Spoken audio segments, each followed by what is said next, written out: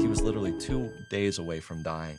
So this is a story where a 15-year-old boy was diagnosed with blood cancer, but he developed a flesh-eating infection in his lung. He wasn't gonna make it. So he has one request. He wants to go outside. And that's exactly what they do. And this was actually mind-blowing to me. After the second day, the infection is probably 60, 70% gone. And it became clear to me that sunlight has so many important benefits. For instance, if you're the bed closer to the window, you get discharged from the hospital faster. So I want you to give me any information you have as it relates to light health. For example, do you recommend these kinds of things? Dr. Roger Seaholt is a board-certified critical care physician who breaks down complex science into clear, life-saving advice. I see people at the very end of their lives, so I know what prevents them from getting this ill and how to extend life. So let's distill it down into 8 pillars. The first thing, exercise. It reduces stroke. It reduces depression. Next, sunlight. Did you know that infrared light from the sun is able to penetrate up to about 8 millimeters and stimulate and upregulate melatonin, which prevent a lot of diseases like dementia, cardiovascular disease, diabetes. What if you live in a cloudy country? There's some very actionable things that you can do, and we'll talk about that. Next one, water. For instance, people who use sauna are more likely to have less death from cardiovascular disease. Next, air. There are studies that show that just going out 1 day a week can elevate our immune system and make us more relaxed. And then there's But finally, trust. This is something that can't be ignored because studies have shown that people who have a good faith and trust in a God are I see messages all the time in the comments section that some of you didn't realize you didn't subscribe. So if you could do me a favor and double check if you're a subscriber to this channel, that would be tremendously appreciated. It's the simple, it's the free thing that anybody that watches this show frequently can do to help us here, to keep everything going in this show in the trajectory it's on. So please do double check if you subscribed. And thank you so much, because in a strange way, you're part of our history and you're on this journey with us. And I appreciate you for that. So yeah, thank you. Dr. Roger Seaholt, with the work that you do, what is it that you're aiming to accomplish? Outside of my clinical duties, it may be even part of that, I would like to clearly explain very easily graspable tools that can be implemented to make people live their best life. And it's specifically in terms of their health and their well-being. And as we dig down into health and well-being, because that's quite a broad basket, what is it within health and well-being that you've spent your career, your life focusing on? So I'm a board-certified internal medicine specialist. Then I did an extra 3 years of training here in the United States on pulmonary and critical care. So I deal with all of the issues that are related to the lungs and the critical care aspect. So if you are admitted to hospital and you're critically ill, you go to the intensive care unit, I'm the doctor that you see. So I'm putting in, the lines, putting them on vasopressors, intubating them. I worked in the clinic this morning.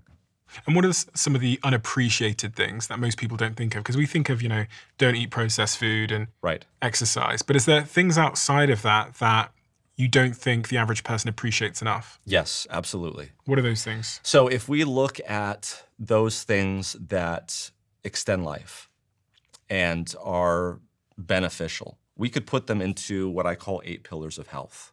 If you can imagine your life is a chain with a bunch of links, okay? And I'm talking medically. Each one of those links is an organ system. So your heart is a link, your lungs are a link, your liver is a link, your kidneys, et cetera, et cetera. As you go through life, imagine those links starting to erode, so that at some point in your life, you're going to get some sort of a disease or a diagnosis that focuses on one organ system of your life. For many here in the United States and in the UK, it's the heart. And as that link gets more eroded, we can see very clearly that this is going to be the link that's going to break first. And therefore, attention is paid to that link. For many, that diagnosis comes with medications. So here is one of the first truisms that I would say going forward. All medications have side effects. And what the aim is to do in modern medicine is to utilize the knowledge of those medicines and their effect on the human body so that we leverage the other links to protect that weakest link. So I could go through a bunch of medications that I give all the time to patients in the intensive care unit where I'm focused on saving their life because I can clearly see which link is the weakest. But I'm doing it knowing that there's side effects because I'm trying to save that link, to save that life.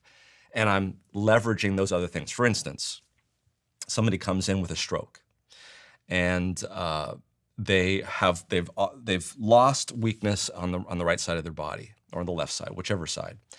I can give them a medication immediately that will break up all of the clots in their body. It's called TPA or TNK. And it will restore blood flow to the brain, and it will reverse many of their symptoms. If they come in soon enough, we can do this.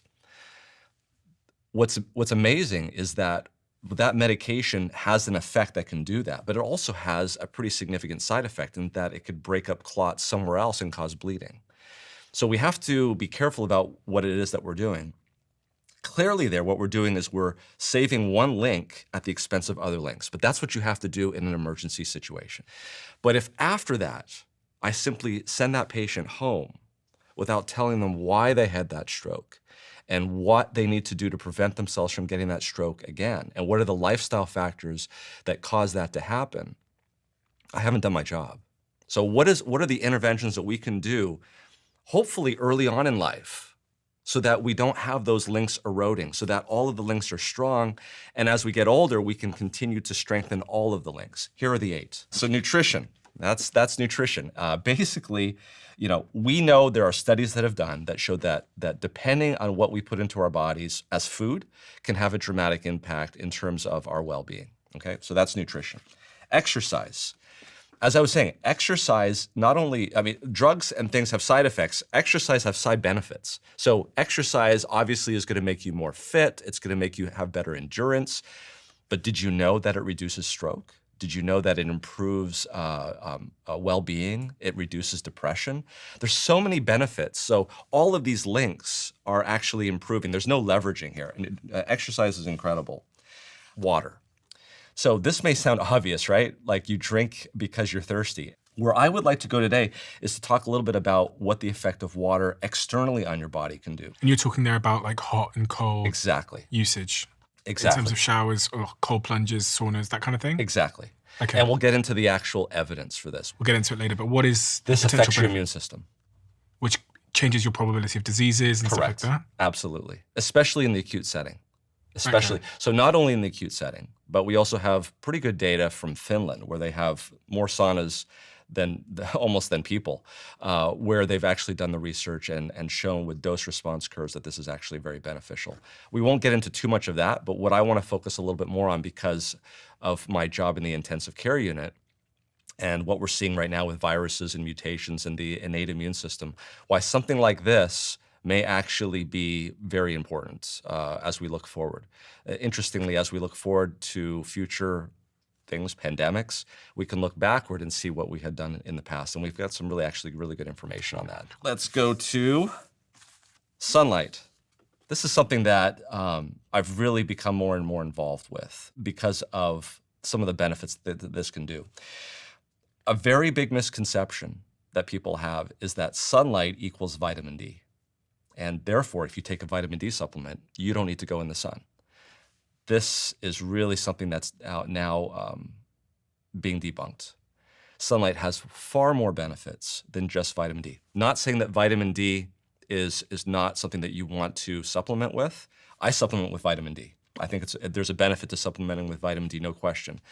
But sunlight has so many important things, and I really would like to spend the bulk or the lion's share of the time talking about this because this is really important.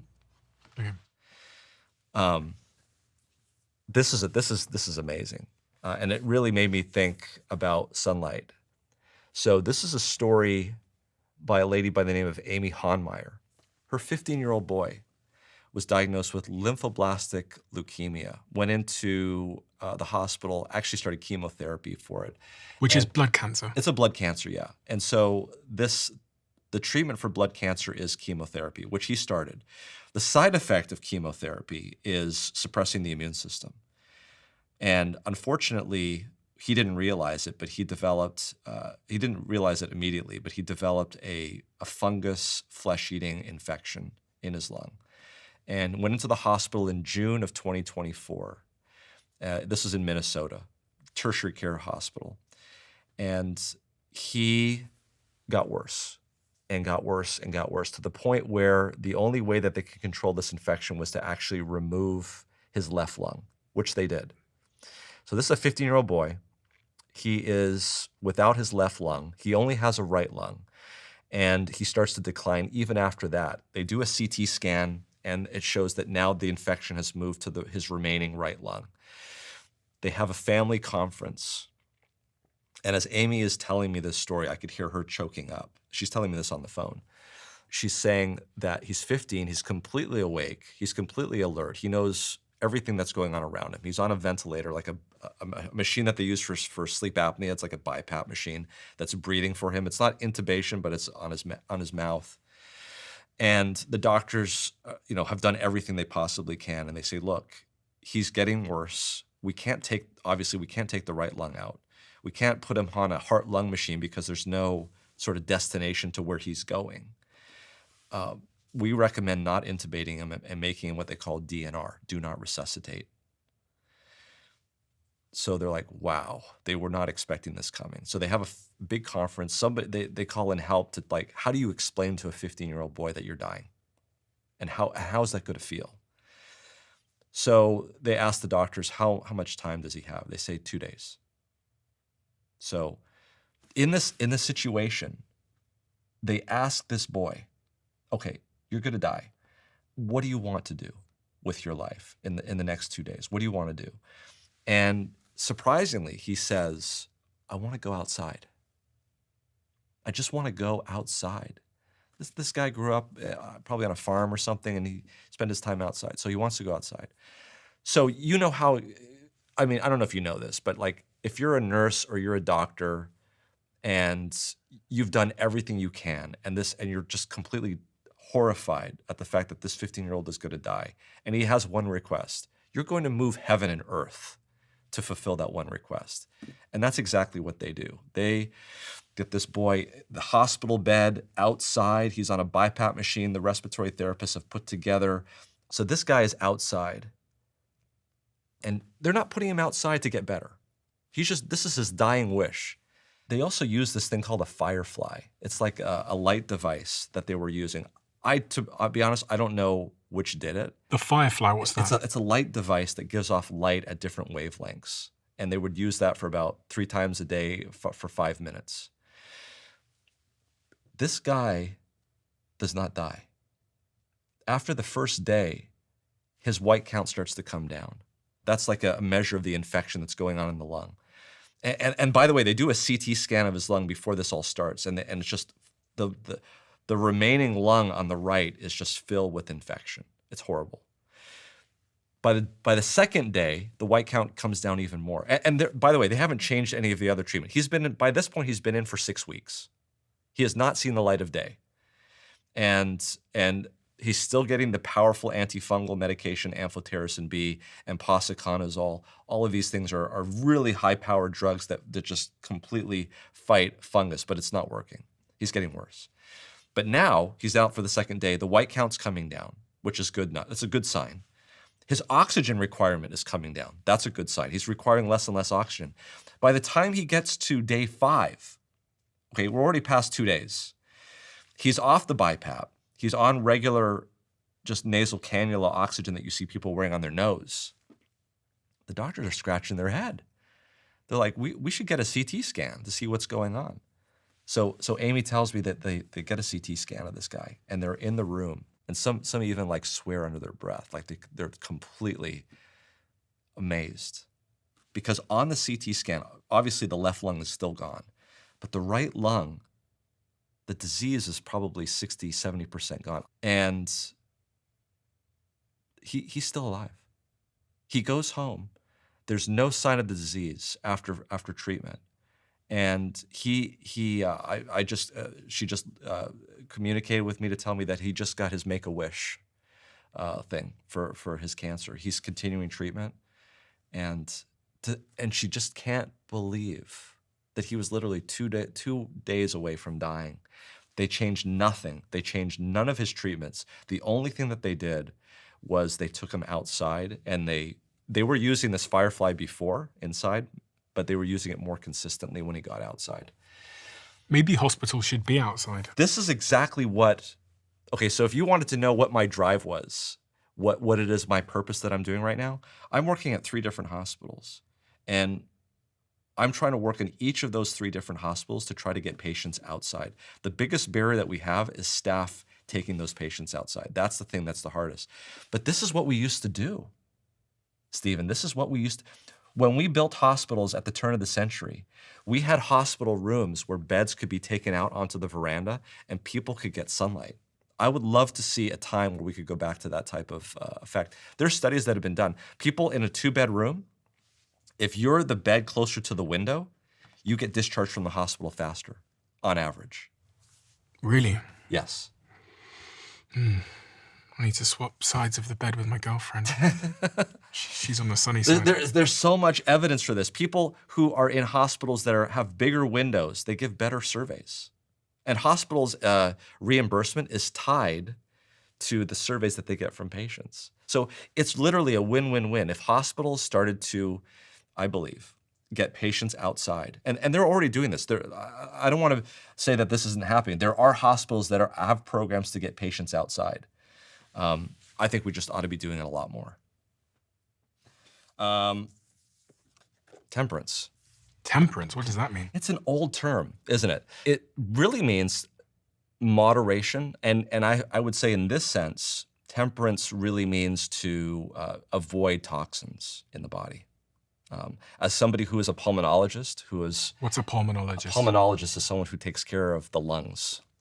And so as a result of that, I see a lot of issues with lung cancer related to smoking.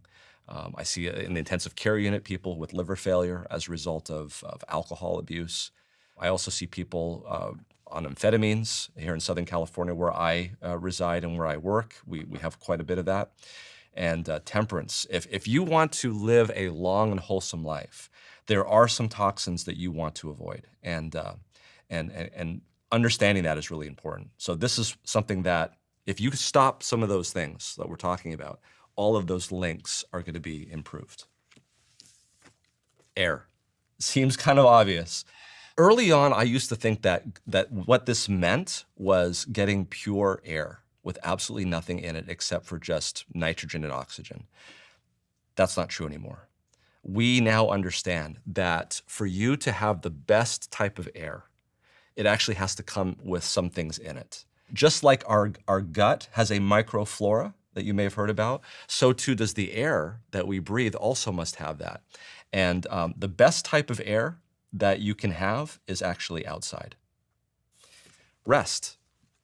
This is really interesting because we just mentioned that exercise was a pillar, but rest also is. How can rest and exercise at the same time be pillars of health? And it really comes down to knowing when to do what.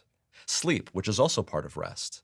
So we're not just talking about a daily rest when you go to sleep. And as a sleep physician, I can tell you quite a bit. We have lots of information about how long we should sleep, the quality of sleep, some of the diseases that prevent us from sleeping. Sleep is so important. I couldn't overexpress it enough. Not just a daily rest, but I would also say, and venture out, we can talk more about this, a weekly rest. A weekly rest? A weekly rest. What do you mean, a weekend?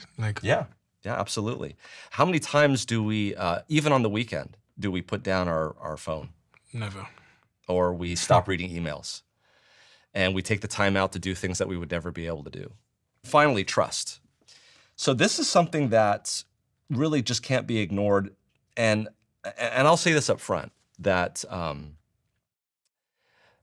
in the world of research and science, there is a silo of science and there is a silo of faith. But what we can't ignore is the growing body of evidence from the scientific world that's peeking over and looking at faith, that people who have faith and people who have faith in God, whether that is their God in that particular denomination, are better apt and able to deal with stress and depression and anxiety. So this is something scientifically that has been shown. Now, if you may have noticed that I did these in a particular order. And if you go through them, you've got nutrition, You've got exercise, you've got water, you've got sunlight, you've got temperance, you have air, you have rest, and finally you have trust. You put that together and it spells out new start. So interestingly, these particular topics are not copyrighted, but there is a university in Northern California called Weimar University that has actually put these together in that very pattern and has called it New Start. They actually have a New Start program. And so this is something that is actually being used internationally. So of these subjects that you just went through there for this New Start framework, where do you want to start? I think actually sunlight is one of those things where I'm excited about all of those, but I think sunlight is really where we have, let's put it this way, it's the lowest hanging fruit. Okay. Explain to me why sunlight is the place where your focus is at the moment. It's a long trip that has gotten me to that. Okay. And I think part of it goes right through COVID. So as a critical care intensivist, when I heard that there was this virus that was coming, they all told us that it was going to be people with respiratory illnesses, which I was certainly comfortable with. But that's not what it turned out to be. We certainly saw people with respiratory illnesses, but what we saw in the intensive care unit, the people that were dying around me were people with obesity, people with heart disease, people with kidney disease, people with dementia, people with chronic diseases. And it made me think, why was that the case? All of those things have one thing in common, and many other things too, but specifically, they're rooted in something called mitochondrial dysfunction. So let me unpack that for you. And this has to do with longevity, this has to do with aging. This is a huge topic that is now just emerging, and we're now finding more about this. So when I was in high school biology, when I was in college, we all learned about this little organelle in all of our cells, except for red blood cells, called the mitochondria. And I have to say it, what is the mitochondria? It's the powerhouse of the cell, right? So it's the thing that makes energy. What we didn't know at the time is that as we get older, the output from these batteries in our cells drops by about 70%. Damn. Can you imagine running your house on 70% less energy? Well, how fundamentally that would change what happens in your house. Like, you could not run the laundry the same way. You could not run the microwave and the laundry at the same time. And what does that look like in terms of symptoms? Excellent question, because what it looks like is, depending on the cell type that we're talking about, that's going to have the issue. So if we're talking about the liver's going to get more fatty. If we're talking about the heart's going to become more congested. If we're talking about the brain, it's going to have more dementia. And so what's happening here is that as we get older, the batteries in our cells are not working the same way as they used to. Metabolism is slowing down. And so these are huge issues. And all of these diseases that I just talked about, all the ones that we saw in COVID, if you look in a lot of these diseases, they are rooted in mitochondrial dysfunction. So the question is why is that the case, and what can we do about it? So there was a paper that came out in 2019 that fundamentally changed the way I saw this. It was written by Russell Ryder, who is the executive editor of Melatonin Research. He's out of University of Texas. And Scott Zimmerman, who's a light engineer. And what they set forth was to show that basically sunlight is made up of so many different types of wavelengths. You've got ultraviolet on one end, which of course makes vitamin D. And it's very beneficial. It's the type of light from the sun that is very short wave, but cannot penetrate very deeply. Now, let me back up a little bit and explain. You pull up to a stop sign, and somebody pulls up next to you, and they're playing the latest hip hop music. How does that sound to you in your car? It's very boom, boom, right? Yeah, muffled. Okay. And muffled. And the reason why is because low wave frequency has the ability to travel very far. Go to the Grand Canyon, and there's a thunderstorm at the other end of it. What do you hear? It's like a rumbling. And then as it gets closer, you hear the higher pitched sounds. This is a fundamental physics principle. And so when the sun is shining, there's very short wavelengths, ultraviolet B, involved in vitamin D. But at the other end, there's this infrared light, which we'll talk about, or red light. It's very long wavelength, and it can penetrate very, very deeply. That's very important because what we're talking about is the human body. And if the sun is going to have an effect on the human body, it's got to be more than just the skin. So that's exactly what this paper showed, is that basically infrared light from the sun is able to penetrate probably up to about 8 centimeters, according to Scott Zimmerman in this article. And it fundamentally interacts with specifically the mitochondria. And what does it do to the mitochondria? So let's back up and talk about the mitochondria, because this is central. The mitochondria to the cell is like the engine in your car. The engine produces locomotion that causes the wheels to spin, but in the process of doing it, it causes heat to surround the engine. And if you don't deal with that heat, it will shut down the engine. It will make it more inefficient, and eventually it will shut it down. So what do all internal combustion engines have? They have a cooling system. They have a radiator. They have an oil pan. They have a water pump. And that's exactly what the cell has to have for the mitochondria. It's not heat in the mitochondria. It's called oxidative stress. And it's specifically oxidative stress that causes destruction destruction of the mitochondria and leads to these types of diseases. So oxidative stress causes the mitochondria not to work well. This leads to diabetes. Oxidative stress makes the mitochondria not work so well. This leads to dementia. So this has already been laid out. This is not that controversial. The controversial part is, what do we do about it? So what these guys in this paper showed was that, and not just them, but reviewing the literature, is that the mitochondria makes its own cooling system. And that cooling system is melatonin. Now, you might be thinking, wait a minute, melatonin, isn't that the stuff that we take, that our brain makes right before we go to sleep? Yeah, it's absolutely correct. That's what happens. The problem is that this is not melatonin that's made in the brain. This is not melatonin that goes through the blood supply and goes through our blood and tells us it's time to go to sleep. This is melatonin that's made in the cell, in the mitochondria. And it's a powerful antioxidant that basically prevents the oxidative stress from occurring. What Scott Zimmerman and Russell Ryder showed and proposed in this was that basically the infrared radiation that's coming in to the body is able to stimulate and upregulate melatonin and a number of other factors that keep the mitochondria cool and can actually improve the energy output of the mitochondria. So this was actually mind-blowing to me. And I'll tell you why I resonated with this as a critical care physician, because there was 2 things that bothered me the most. Number 1, SARS-CoV-2 virus. When it comes into the body, it interacts with something called the ACE2 receptor. You may have heard about the ACE2 receptor. Okay, this is where the virus actually latches on to the cell and gets internalized. So what is this ACE2 receptor?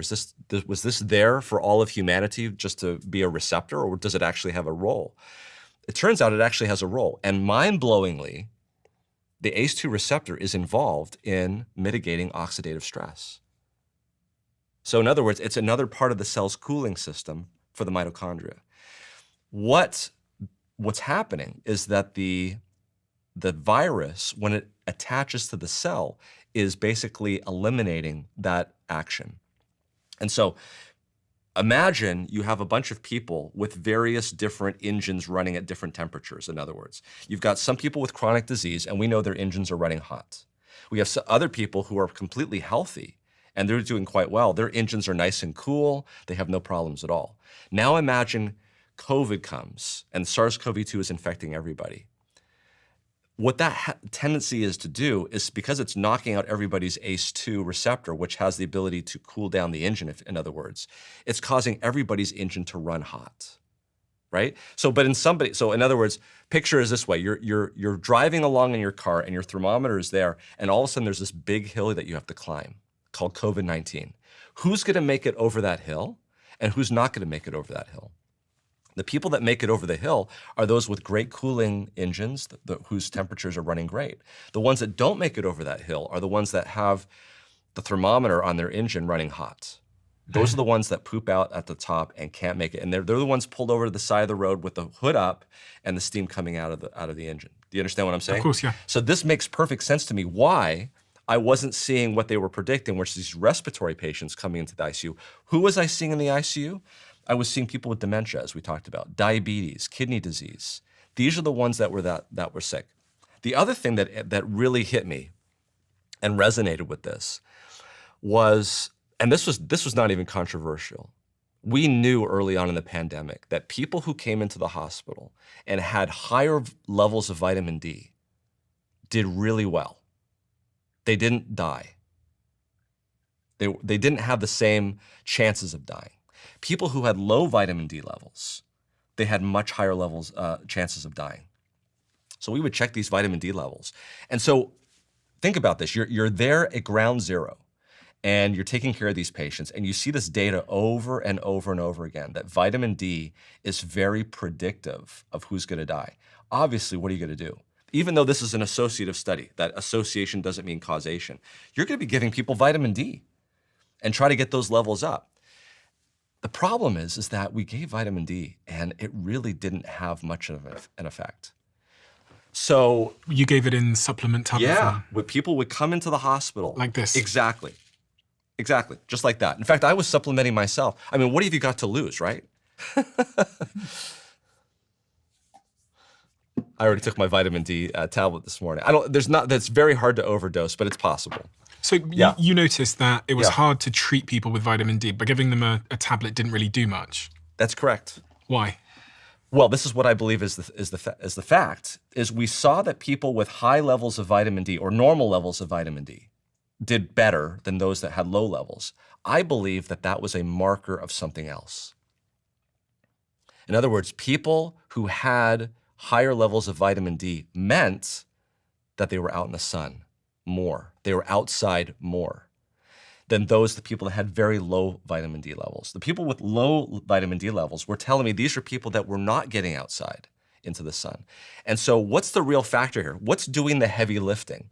And I would propose, and Scott Zimmerman and Russell Ryder would propose, and I can tell you a number of other scientists that would agree with me on this, is that infrared radiation from the sun is causing an effect at the mitochondrial level in terms of oxidative stress, and that vitamin D was just the marker of who was getting the infrared light and who was not, who was going outside and who was not going outside. So when the sun is shining, for the most part, you're getting infrared light, you're getting the entire biological spectrum from the sun. We can go to the longest wavelength, which is far infrared, all the way to the shortest wavelength, which is ultraviolet B, okay, which makes vitamin D. So in other words, when you are outside in a natural environment, you're getting a very broad spectrum of light. And so because of that, if you're getting infrared light, you're also going to be making vitamin D. Yeah. You're getting both. Now, that can change because in the wintertime, when the sun is lower in the sky, especially in England, this is a special issue at that latitude. When the sun is low in the sky, the light has to penetrate obliquely through the atmosphere. And because of that, shortwave radiation from the sun, like ultraviolet B, does not make it very well. So there's times of the year where you're not getting enough ultraviolet B, or maybe even no ultraviolet B from the sun. Which makes the vitamin D. Which makes the vitamin D, and that you're going to be deficient. You need to supplement. However, during that same period of time, when you're not getting enough vitamin D because there's no ultraviolet B radiation, that sun is low, but it's still enough to allow that long wavelength penetrating infrared light to still come through. So is the long wave infrared light the type of thing that we see these gadgets doing? Absolutely. And I would say, just to be specific, is because you can see that as red light there, that's not infrared light because you can see it. So infrared light technically is completely invisible.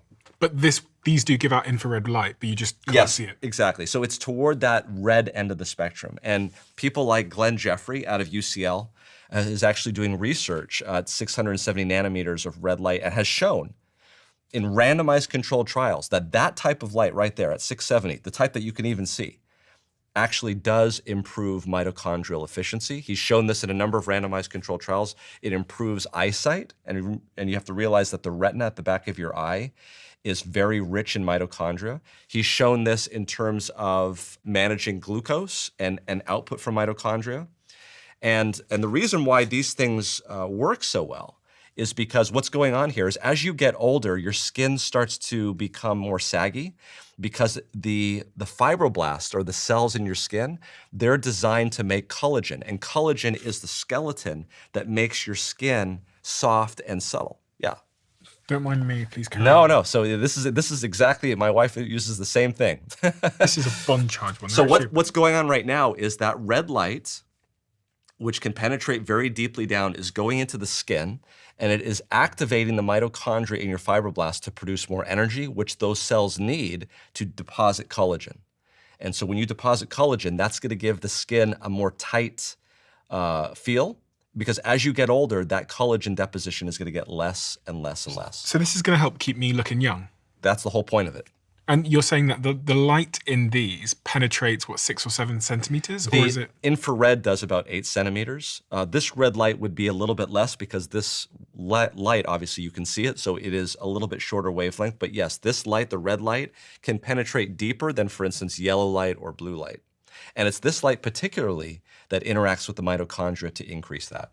So should we be putting this all over our body? Because, okay, it's good for my skin, but if it's penetrating deeper, presumably there's other parts of my body that would benefit from that, and other mitochondria. It's interesting you say that. The study that I'm referring to with Glenn Jeffrey out of University College London, he took young people in this study. He gave them a bunch of glucose.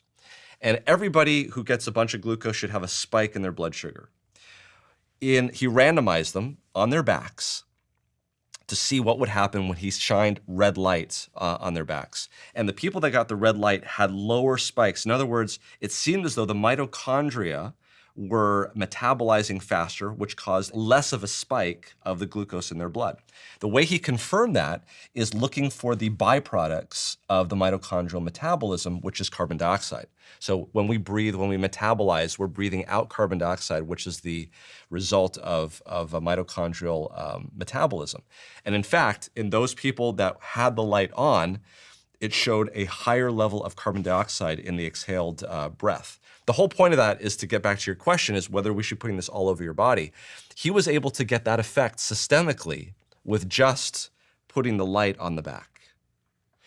That was a systemic ability. We don't understand everything about the mitochondria, but what we do seem to understand is that they can communicate with each other, and that you don't need to have this all over the body to have systemic effects. In this particular case, though, if you want to have the skin here to be more, younger looking, then it makes sense that this is where you need to have it. If you want to have a particular other part of your body to look younger, then perhaps that's where the light needs to go. So interesting. So how long did it take in those studies to see the effect of red light therapy like this? Well, that's a very good question. If you talk to Glenn Jeffrey, which I have, he noticed an improvement in 15 minutes. 15 minutes. What did he notice in 15 minutes? He said he has studied the mitochondria in fruit flies, and in mosquitoes and bees, and in human beings, and it's the same every time. He says after about 15 to 20 minutes of this type of light in that type of setting, there is a switch that turns on, and you don't need further stimulation. Further stimulation doesn't do anything more. It's a very bizarre thing. You would think that the more light that you gave, the more the effect would be. It's not. After about 15 minutes, there's something that changes in the mitochondria. There are certain theories about where this might be. This might be in the electron transport chain, complex 4. These are very technical things. There's a lot of studies that are there's a number of groups that are actually looking at this. There's a whole area of science called photobiomodulation, which is looking at this. But 15 minutes is really what it takes. So we're not talking about a long period of time. This is really interesting. So getting back to my experience in the intensive care unit, the vitamin D wasn't working. These patients were dying, and it became clear to me that COVID was a metabolic issue for these patients. By the time I had realized this, the pandemic arguably is still going on because people are still becoming infected, but the rush to come into the hospital and the number of bodies that we were seeing circulating through the intensive care unit had dropped dramatically. And at that point, I was able to see that potentially infrared light may be very, very beneficial in these patients with COVID-19. Now, there was a study in Brazil. They took COVID patients that were sick enough to be admitted to the hospital, but not too sick to be intubated in an intensive care unit. And they did something tremendous. They actually manufactured a jacket that they could put on patients. And on the inside of this jacket were these LED bulbs that gave off infrared radiation at exactly 940 nanometers. They put the jackets on, and they randomized the sign which jacket was turned on and which jacket was turned off. It was blinded because the light coming from this jacket could not be seen by the human eye. It wasn't even enough to produce enough heat. And so they did this on 30 subjects, and they randomized them. 15 did it, 50, all 30 had the jackets on, 15 had it turned on, 15 did not have it turned on, and they watched them. What happens to these patients? Every single endpoint that they looked at was statistically significant. And what does that mean? It means that the differences between these two groups could not have been from chance. There was a real difference. The group that had the jacket turned on had improvement in their oxygen saturation, could take breaths in more deeply and stronger, had improvements in their white blood cells, and not only that, had improvements in their heart rate, their respiratory rate, all of these statistically significant. But the most important and mind-blowing statistic was the length of stay in the hospital. So they had these jackets on for 15 minutes once a day for 7 days. In the group that did not have the jacket turned on, their average length of stay was 12 days in the hospital. For those that had the jacket turned on, it was 8 days. That was 4-day difference. That's tremendous when you realize that it costs thousands of dollars to hospitalize patients. It's a huge amount when you think about the fact that there are certain drugs that get FDA approved for influenza, for instance, by just cutting short the symptoms for 24 hours. This is not just 24 hours, 40. People were discharged from the hospital 4 days faster. When I saw that study, that was enough for me to convince me. I mean, obviously it was 30 subjects, right? We should do a bigger study. We should do a couple hundred, right? That would be ideal to do. But the fact that with just 30 patients, they could show statistical significance, that was enough for me to say every patient from now on that I see that comes in with COVID-19 that's hospitalized, that they're asking me to go intubate, to bring to my ICU, these patients are gonna get outside. I don't have that jacket that they made in Brazil. I don't even know how I would make that jacket. They made it for the study. And it's not commercially available. There's no 940 nanometer light, which is what they did in the study. But I do know this. I do know that sunlight has 940 nanometers in it. And if I could just take these patients outside, maybe they could improve. So I got my wish. I had a patient on the floor. He was on 35 liters a minute, 100% oxygen through a high flow. Through his nose? Through his nose. Why? Barely saturating because he had COVID-19. And I was asked to go see him because he was potentially needing to be intubated or brought to the intensive care unit. I could not believe it because I had not seen one of these in months. So I went down, walked into the room, opened the door. It was in isolation. I had a mask on, the whole 9 yards. The room was completely dark. The blind was closed. His daughter was there. And the first words out of his mouth to me was, "Doc, how much time have I got?" I mean, it was a catastrophe. Like there was no light, no circadian rhythm. This guy was depressed. I immediately called my respiratory therapist, immediately called the charge nurse. We got everybody together and I said, we need to get this guy outside. It was a bright and sunny day. How are we gonna get this guy outside? 35 liters, 100%. My respiratory therapist, Kim, managed to put a couple of oxygen tanks together and we were able to get this guy into a wheelchair and we wheeled him outside. And he told me this weeks later, but he says, you know, that first day that you got me outside in the sun, because we did this for like 7 days in a row. He said, that felt so good. He, after just 1 day, dropped down from 35 liters to 15 liters. 15 liters of oxygen, and then down to 12, and then down to 8 the next day, and then down to 5.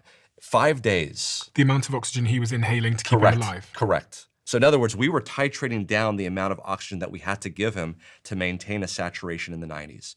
In 5 days, he was discharged home without oxygen. Now, obviously that's an anecdote, right? That's not a study. But I'm looking at the risks of getting people out in the sun for 15, 20 minutes. There's not a lot of risk to that. And if there's a benefit, I thought it was worthwhile doing. We need to have larger randomized controlled trials, but it got me down the road to looking to see what was it about sunlight that was affecting this change. And you know what? There's ample data. There was a study actually that was done in Europe where they said, okay, here's COVID. COVID's going up. When does COVID go up? Is it because of temperature that changes? Is it because of humidity? And the answers to both of those were no.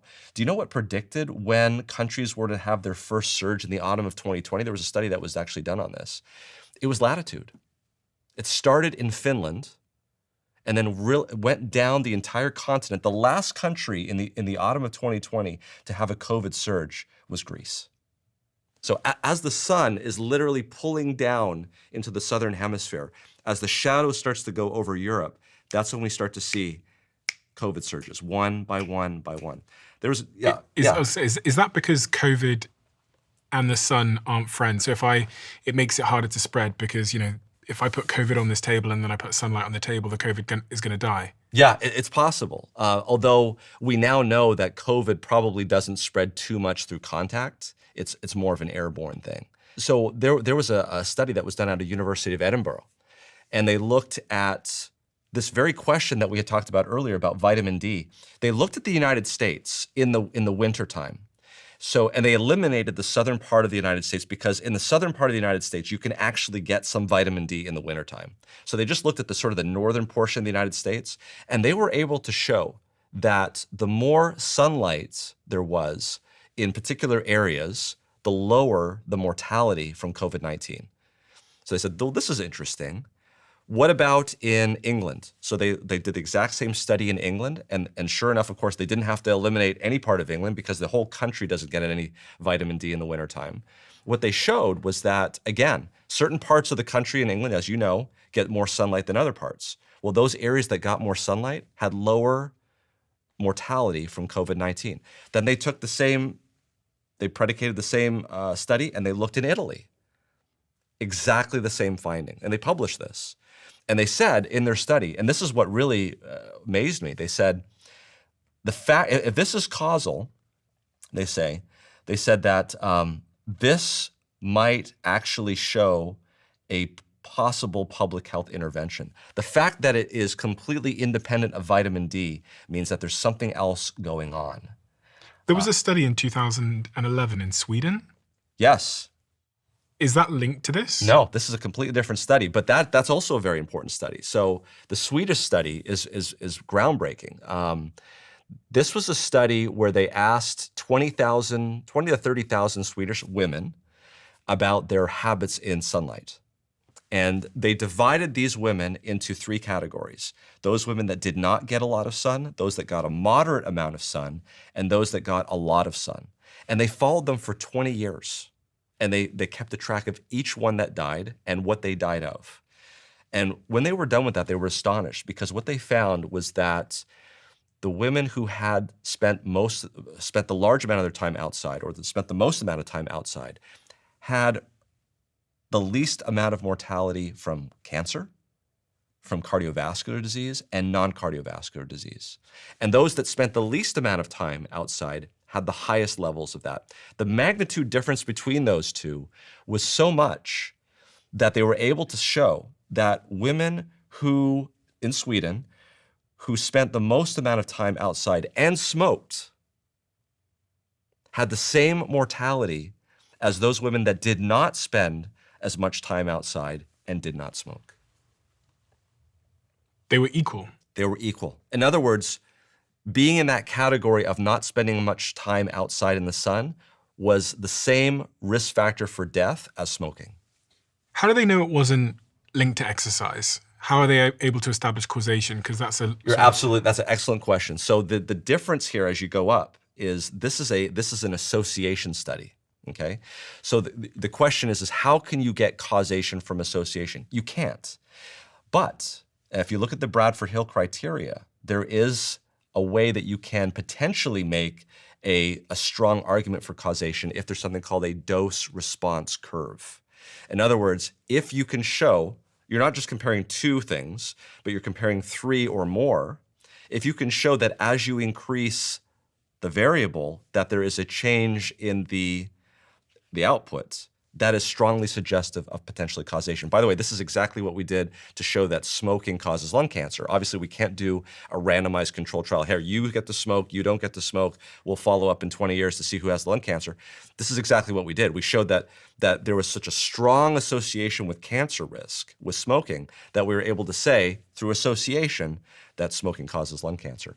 By the way, Richard Weller, who's a dermatologist in England, did just last year a very similar study as to the Swedish study, except it was 10 times bigger, and he did it with both men and women. He found the same results. It was a UK Biobank study. What did he discover? He discovered that either from solariums or from or being outside using solar radiation data, he was able to show both on their questionnaire and also where they lived, that the more light that they had, the lower their risk of mortality and cancer mortality. So the question was, does it increase melanoma? What's melanoma? Melanoma is a skin cancer. So that's the big risk. That's the big risk that everybody's concerned about. You go out into the sun and you're going to get skin cancer. And he was able to show in that study, this was like 400,000 people in this study, UK Biobank study, Richard Weller. He was able to show that there's no statistical increased risk of melanoma incidence, but there was a reduction in non-skin cancer mortality. Okay, so here's the trade-off. If you want to go out into the sun in England, okay, the benefits are you're going to have a reduction in non-skin cancer mortality. So everything other than skin cancer? Correct. On the other hand, there's no increase in melanoma incidence. So that caused him to write an op-ed and publish it. And actually, you can look up this op-ed. It's a great op-ed. Published in in the Journal of Investigative Dermatology called Sunlight, Time for a Rethink, where he goes through the arguments. And he's actually shown, and there's been a number of changes that people are making around the globe. So public health organizations that are saying now, before we have said that, the sun is a deadly laser and you should avoid it at all costs. We may need to rethink that.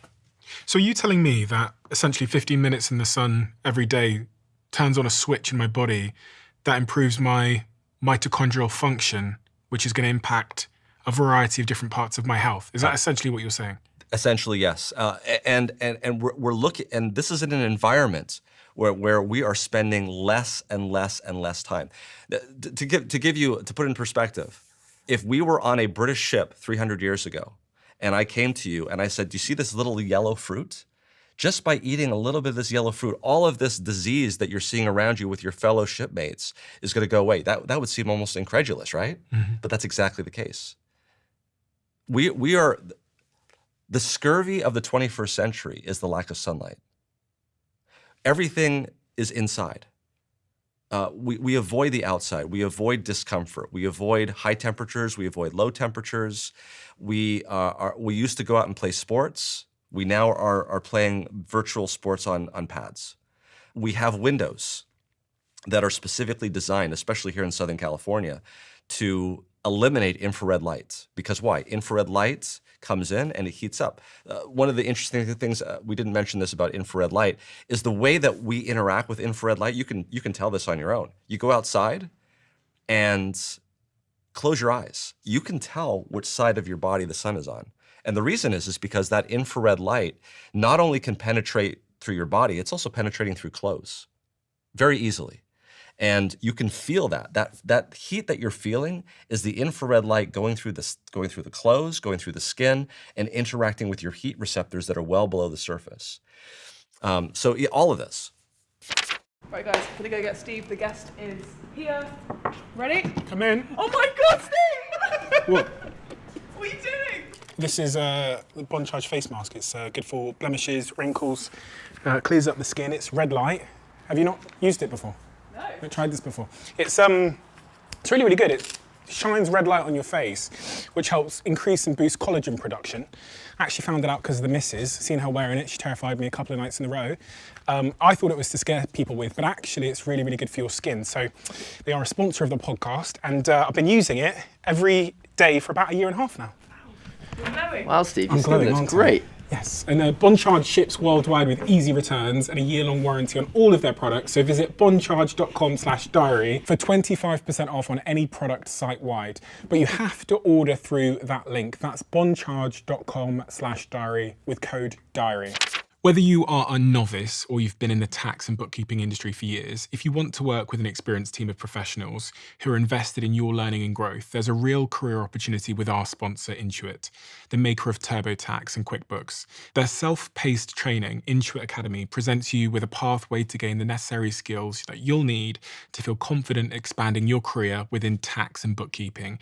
And their team is extremely supportive too, with a large network of experienced, credentialed professionals right by your side as you learn and gain experience.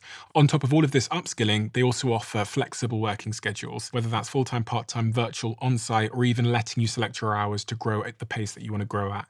Intuit is currently growing their network of tax and bookkeeping professionals. So if you want to build a career with them on your own terms, just head to intuit.com/expert. I'll put that on the screen. That's intuit.com/expert.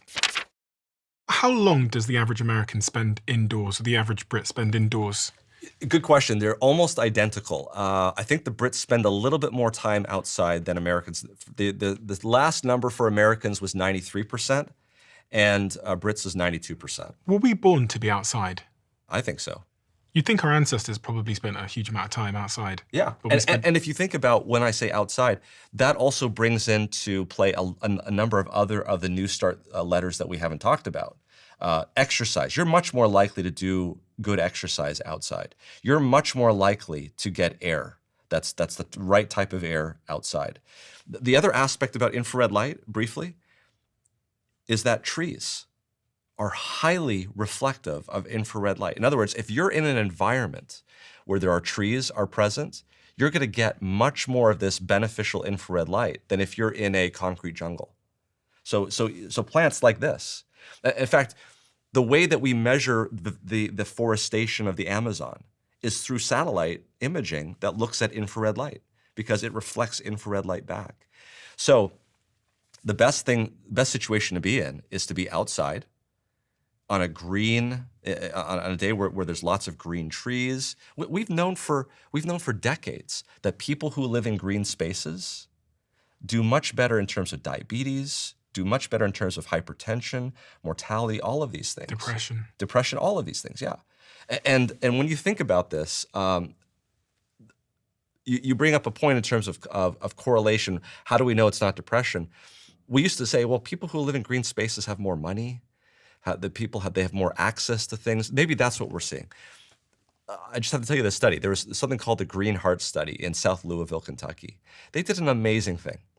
They took this 4 square mile area in South Louisville, Kentucky, urbanized area, and they measured everybody's HSCRP. What is HSCRP? Highly sensitive C-reactive protein. It's a marker of inflammation, and it's been correlated to bad things like stroke and heart attack. So if you have high levels of CRP, that's not good. So they measured about 700 people, and then they did something extraordinary. They purchased 8,000 mature trees, dug holes, and planted 8,000 trees into 4 square mile area. And these are trees with leaves on them.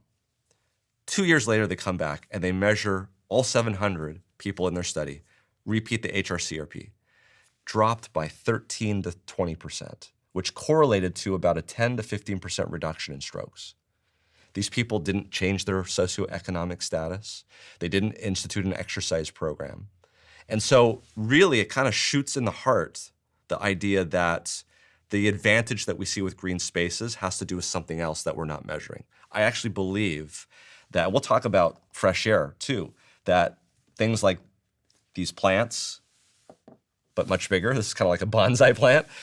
But trees outside, they actually have a benefit. And what they represent, again, is these things that don't leverage the other parts of your body in terms of the chains that make all of the chains bigger because they're having a benefit. But you can't get the benefit of this if you're inside a house. So what should we do about this in terms of what changes should I make in my life to capitalize on this? This brand here is called Bond Charge. They do all these red light devices. They do like red light saunas, blankets, masks. They're actually a sponsor of mine because I started wearing this and I think they found out. And I started wearing it because of my girlfriend. Yeah. She was wearing it every day and I got curious. And so as I always do, I'm always super skeptical. Sure. So I went online and started looking at some of the research and I was shocked. Yeah. It made no intuitive sense to me that a red light mask or any like red light device could have a profound, like what I see as a profound impact on my health. Like I didn't believe it. Yes. To start with. Yes. It was like woo-woo stuff to me. But I couldn't disprove it. Right. All the studies, many of which you've referenced, supported that it was having a profound impact. And as I've said on this podcast before, my girlfriend's always right. She's like always ahead of the curve and always right. So I started wearing her mask and now I have my own from Bond Charge. Yeah. Do you recommend these kinds of things? I think it's reasonable to do. I will say this. If you are getting enough infrared light from the sun, what we find in studies, not particularly with the mask, but we find in other things, is that these other areas don't have as much efficacy. It's almost to say, if you're on a ship with a bunch of people with scurvy and you already have a diet that's rich in vegetables and fruits, eating an extra lemon is not gonna be that beneficial. So what do you do? Like a lot of doctors do, we have shifts that go from 7 a.m. to 7 p.m. So you're in the hospital, you're not gonna get outside. So at lunch, I try to get outside as much as I possibly can into the sun for my 15 minutes. What if you live in a cloudy country? So that's a good point. Clouds, because they are water molecules, will absorb a lot of the infrared light. And the problem is that that's exactly the type of light that you want to get. However, even on a cloudy day, being outside, you're going to get more infrared light than if you were inside. Yeah. Okay, so I still get the light I need when it's cloudy, but I just don't get a lot. Yes, exactly. Is there anything I can do to get, even if it's super cloudy, and I know I'm going to be indoors? What do I do then? Yeah. So the type of lights that we have inside, like these ones, like these, and actually, I think the UK and the United States are very similar in this regard, is that we really can't get the old incandescent bulbs. We're on LED or fluorescent. And if you think about what they've done in terms of these bulbs, the old incandescent bulbs used to give you a very broad spectrum. So all the way from, just near blue all the way down into the infrared. The way that they've made the bulbs more efficient, they said, hey, let's stop using energy to give off this light that we can't see and give a very narrow spectrum of light that we can see. So think about what they've done. They have, for the first time in the history of humanity, we are now being exposed to light in a very narrow spectrum without anything else. Whenever, in the history of humankind, when we light a candle, when we would go outside into the sunlight, when we would have a kerosene lamp, we were getting full spectrum. In other words, we were never getting blue light without red light. Now we're starting to get blue light without red light. So do I change my bulbs? It's difficult to do that because you can't pick up these incandescent bulbs, which brings me to, at least in the United States, we have laws now that outlaw the regular selling of incandescent bulbs because of energy efficiency. Oh yeah. I'm on Google now and I've typed in incandescent bulb. So there's something called a general service lamp, which is what the type of bulbs that you could plug in. But if you decide that you want to get a bulb that you put into your microwave, or a bulb that you would do into a type of chandelier that's a special type of chandelier, those are still available. You can still get incandescent bulbs for those. What about these kinds of bulbs? Is that an incandescent bulb? That is an incandescent bulb, again, for these special type of lights, but I'm talking about the light, like the good old-fashioned A90, I think it's called, or light bulb that you just screw in. Those are the 120 watts. Those are getting more difficult. It's harder to find. You can't go down to your Home Depot and find them there. So Glenn Jeffrey, and this is a preprint that he's done. He actually took people that were working in this environment with LED bulbs. He's actually, it's not peer-reviewed, it's not published yet, but it's a preprint, it's available on the internet, so I'm not speaking out of class.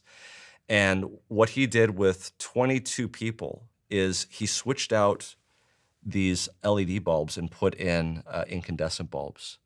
And there was a 25% improvement in color differentiation in his study.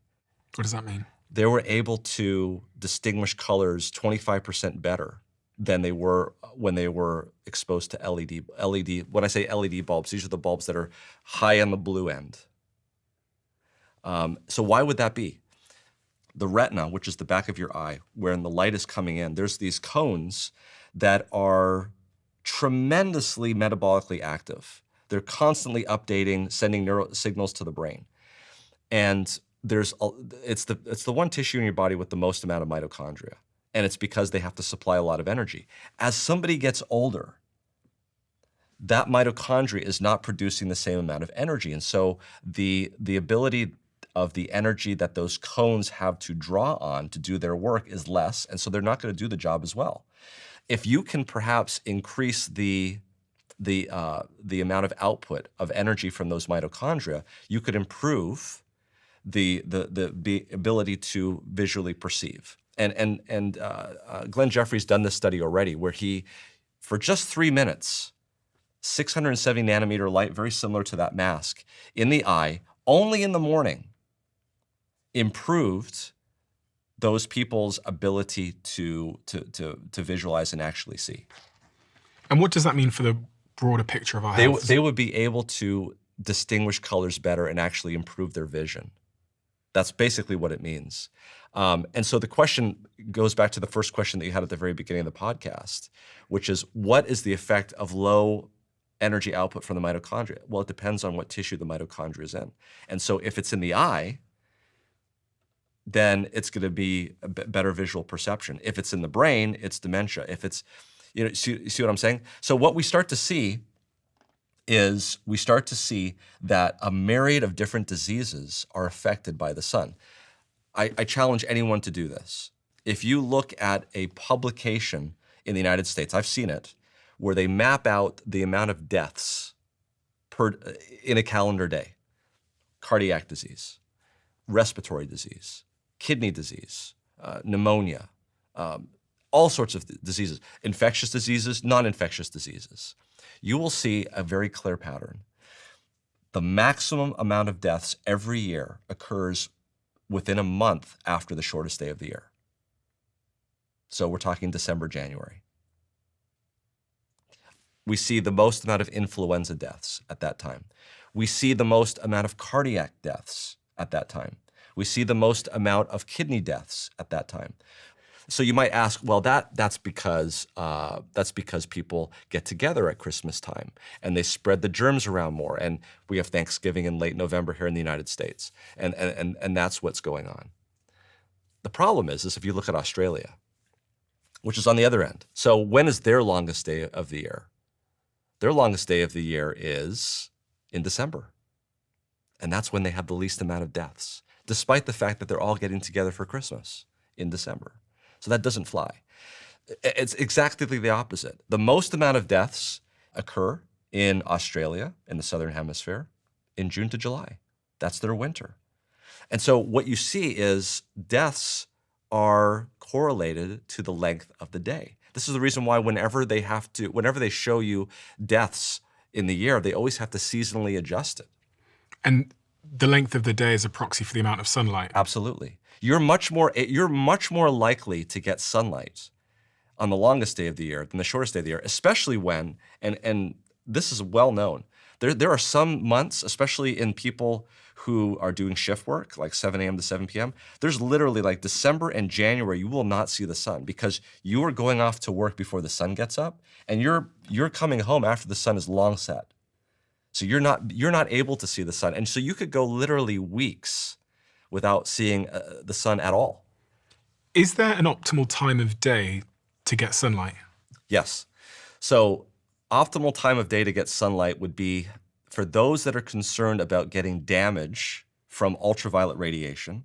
As we talked about, when the sun is low in the sky, that's going to be beneficial because the ultraviolet cannot penetrate obliquely through the atmosphere as well as long wavelength radiation. So when the sun is coming up So in the mornings? in the mornings and when the sun is going down in the evenings, that's going to be the time where you're going to get proportionally more infrared light and the least amount of ultraviolet light. Now, when the sun is directly overhead at noon, you're going to be getting the most amount of infrared light at that time, but you're also going to be getting a lot of ultraviolet radiation. And so if you're not someone that's gone out into the sun a lot, you may want to avoid this period of time. Or, as we talked about, put on a broad-rimmed hat, put on clothes. I mean, more clothes, because as we said, ultraviolet light does not penetrate through clothes very well, but infrared light can.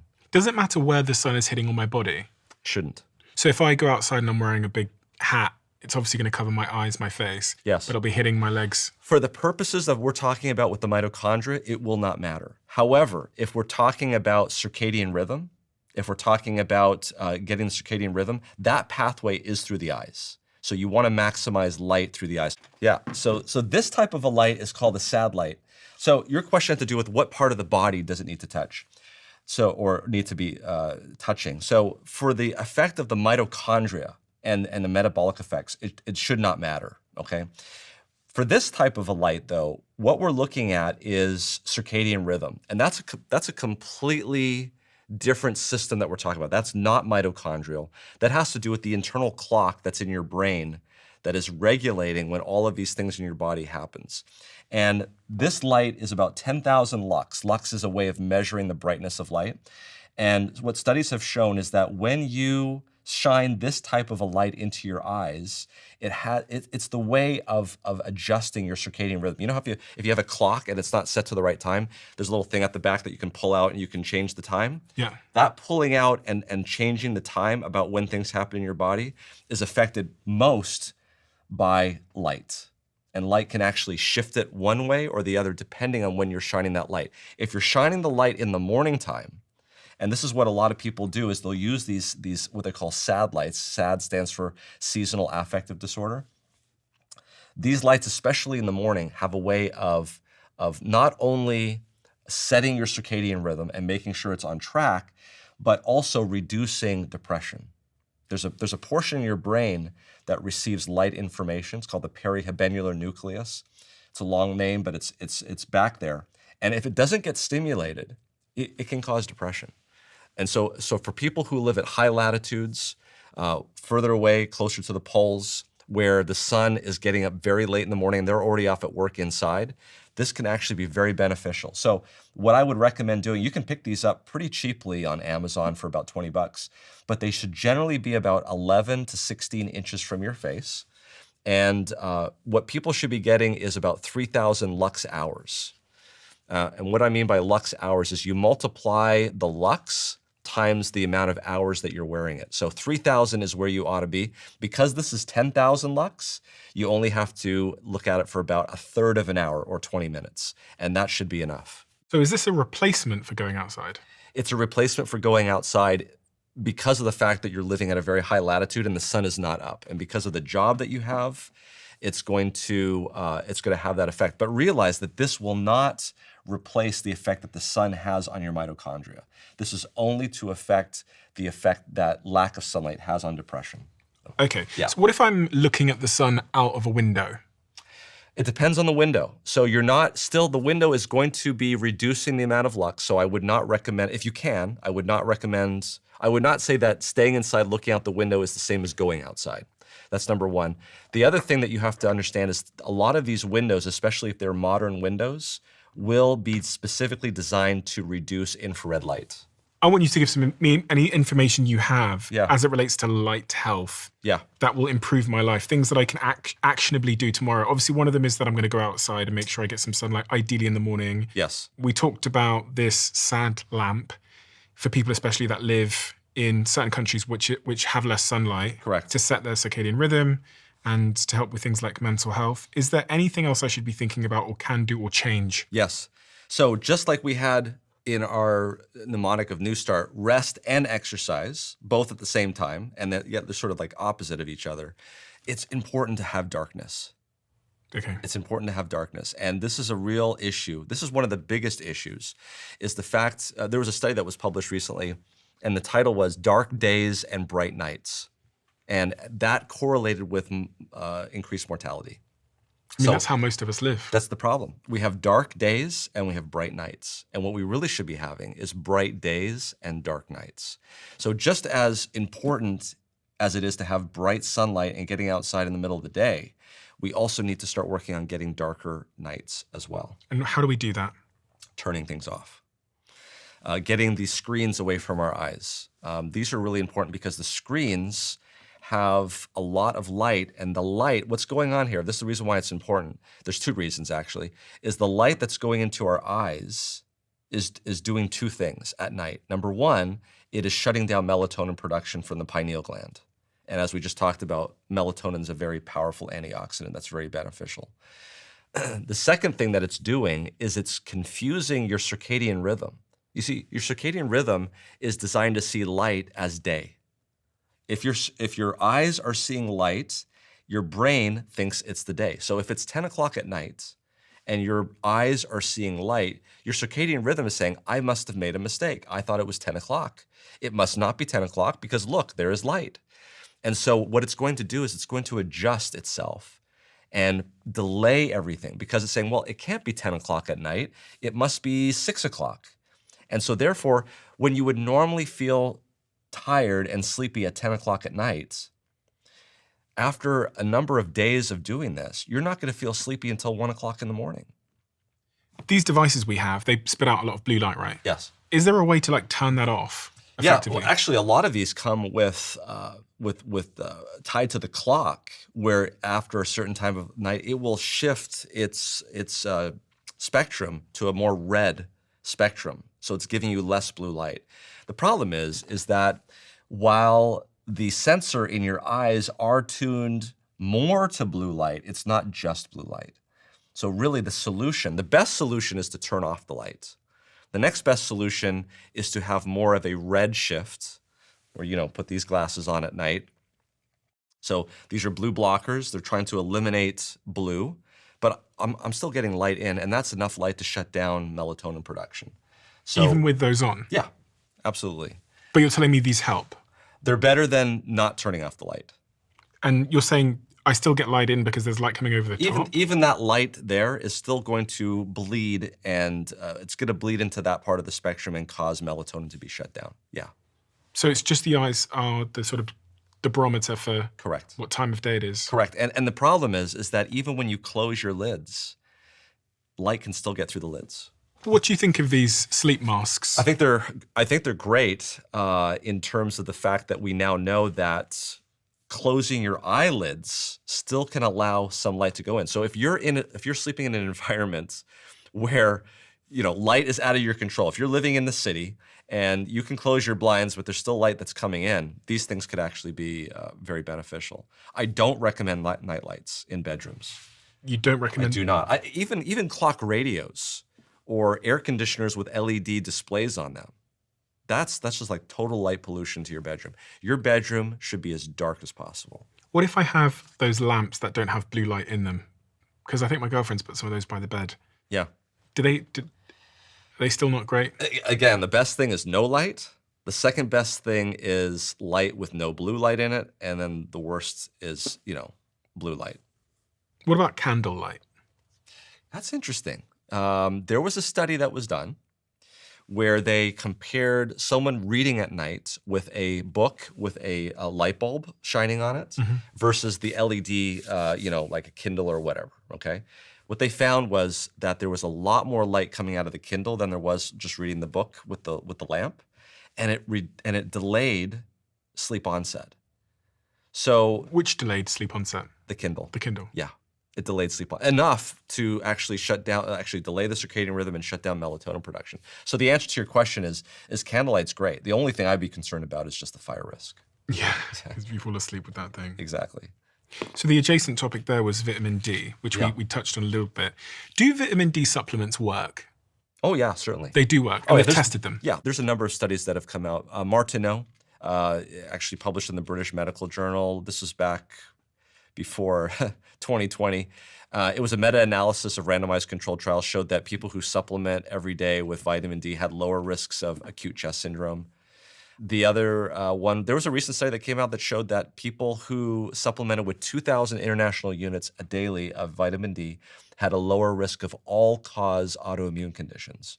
We're talking rheumatoid arthritis, Crohn's disease, ulcerative colitis, you name it. That was a study that came out that we actually reviewed that on our MedCram channel. Because I've heard before in the past that a lot of vitamin supplements we take don't even get into our bloodstream and into our bodies. Yeah, so vitamin D is very interesting. It is a supplement and it is a vitamin, but it's also a hormone. Okay. It actually manipulates DNA production. So it is quite interesting. But these are well-described randomized controlled trials. So if you're looking at the autoimmune condition, this was actually a study that was designed looking at cardiac disease. They actually had two arms, one with omega fatty acids and vitamin D. And they showed that in the vitamin D group, there was a statistically significant reduction in autoimmune conditions. I supplement with vitamin D. Here's the concern I have is if you are going to supplement with vitamin D, make sure that you get your levels checked. Why? The reason is because it is a fat-soluble vitamin and it is possible to take too much. What happens if you take too much? It can affect calcium metabolism and you can have issues with calcium, too high levels of calcium. It's very rare, but it can happen. And I don't mean to say that in a sense that I dissuade people from supplementing because I think supplementation can be good, but at some point you want to get a level check to see where you are. The other reason is because based on your body habitus, based on your skin color, because people with darker skin, it's harder for them to make their own vitamin D. They need to be more time outside, especially if they're at high latitudes. So like me living in the UK. Exactly. I need to be outside more. It's going to be harder for you to make as much vitamin D as somebody who, for instance, if you were living at a lower latitude or if you had lighter skin, yeah. What is vitamin D doing in my body? Oh, good question. Lots of things. So vitamin D, if you were to look at the structure of vitamin D, I actually did research on this interestingly in college. I used to make starting material for the graduate students. It's a lipid-soluble molecule. And because it's lipid-soluble, it's able to go right through into the nucleus and actually go onto the DNA and combine with proteins that actually affect the transcription of your DNA. So in other words, depending on which cell type we're talking about, it can cause a lot of interesting changes. So it affects calcium metabolism. There's vitamin D receptors on your immune system. So it affects your immune system, it affects calcium metabolism, a whole host of things. My team did some research and found that approximately 1 billion people globally have a vitamin D deficiency. Not surprising. And about 50% of the global population has insufficient levels of vitamin D. Absolutely. Yeah. Yeah, so the issue is that as the world becomes more industrialized, as the world becomes more well-off, they're able to create dwellings and they're able to air condition those dwellings. And we as human beings tend to avoid extremes. We don't like things too hot. We don't like things too cold. Well, I mean, let's face it, in our cars, we have something called climate control. We can set the temperature, and that's what the temperature is going to be. There's other implications which we can talk about in terms of hydrotherapy, perhaps, if we get to that. But the issue is we don't like those extremes. We don't like going out into the sun. And when we don't do that, we suffer the consequences. Is there a way for me to get vitamin D without supplementation and without going into the sun? Yes, it's in certain foods as well. Mushrooms, for instance, certain types of fish. They have vitamin D in them as well. This is a strange question, but do you think our body knows which foods we're deficient in? And really what I'm saying there is, if I'm vitamin D deficient, do you think there's a part of my body that knows that I need to eat mushrooms? It's a good question. And that makes me hungry for mushrooms? I don't know about that particularly. I can say this, though. In people who don't get enough sleep, we tend to have a predilection to eating more carbohydrate-rich foods. That one we do know. Okay. And this is the reason why many scientists believe that people who don't get enough sleep tend to have food choices that tend to put weight on. Every single one of you watching this right now has something to offer, whether it's knowledge or skills or experience, and that means you have value. Stan Store, the platform I co-own, who are one of the sponsors of this podcast, turns your knowledge into a business through one single click. You can sell digital products, coaching, communities, and you don't need any coding experience either, just the drive to start. This is a business I really believe in, and already $300 million has been earned by creators, coaches, and entrepreneurs just like you have the potential to be on Stan Store. These are people who didn't wait, who heard me saying things like this, and instead of procrastinating, started building, then launched something, and now they're getting paid to do it. Stan is incredibly simple and incredibly easy, and you can link it with a Shopify store that you're already using if you want to. I'm on it, and so is my girlfriend and many of my team. So if you want to join, start by launching your own business with a free 30-day trial. Visit stephenbartlett.stan.store and get yours set up within minutes. Of these cards that we have left in front of us from the New Start framework, which one are you compelled to talk about next? Water. Water. Yeah.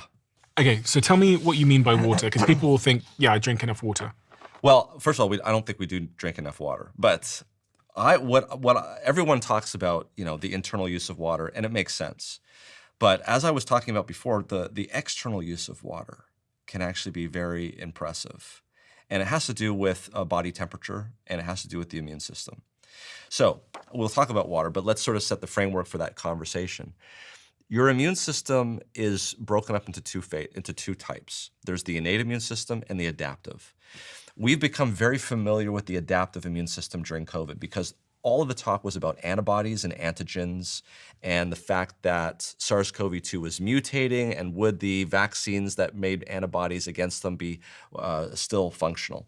All of that where we literally have a key with a keyhole that it fits into and turns the lock, and these antibodies and they fit, that's all the adaptive immune system.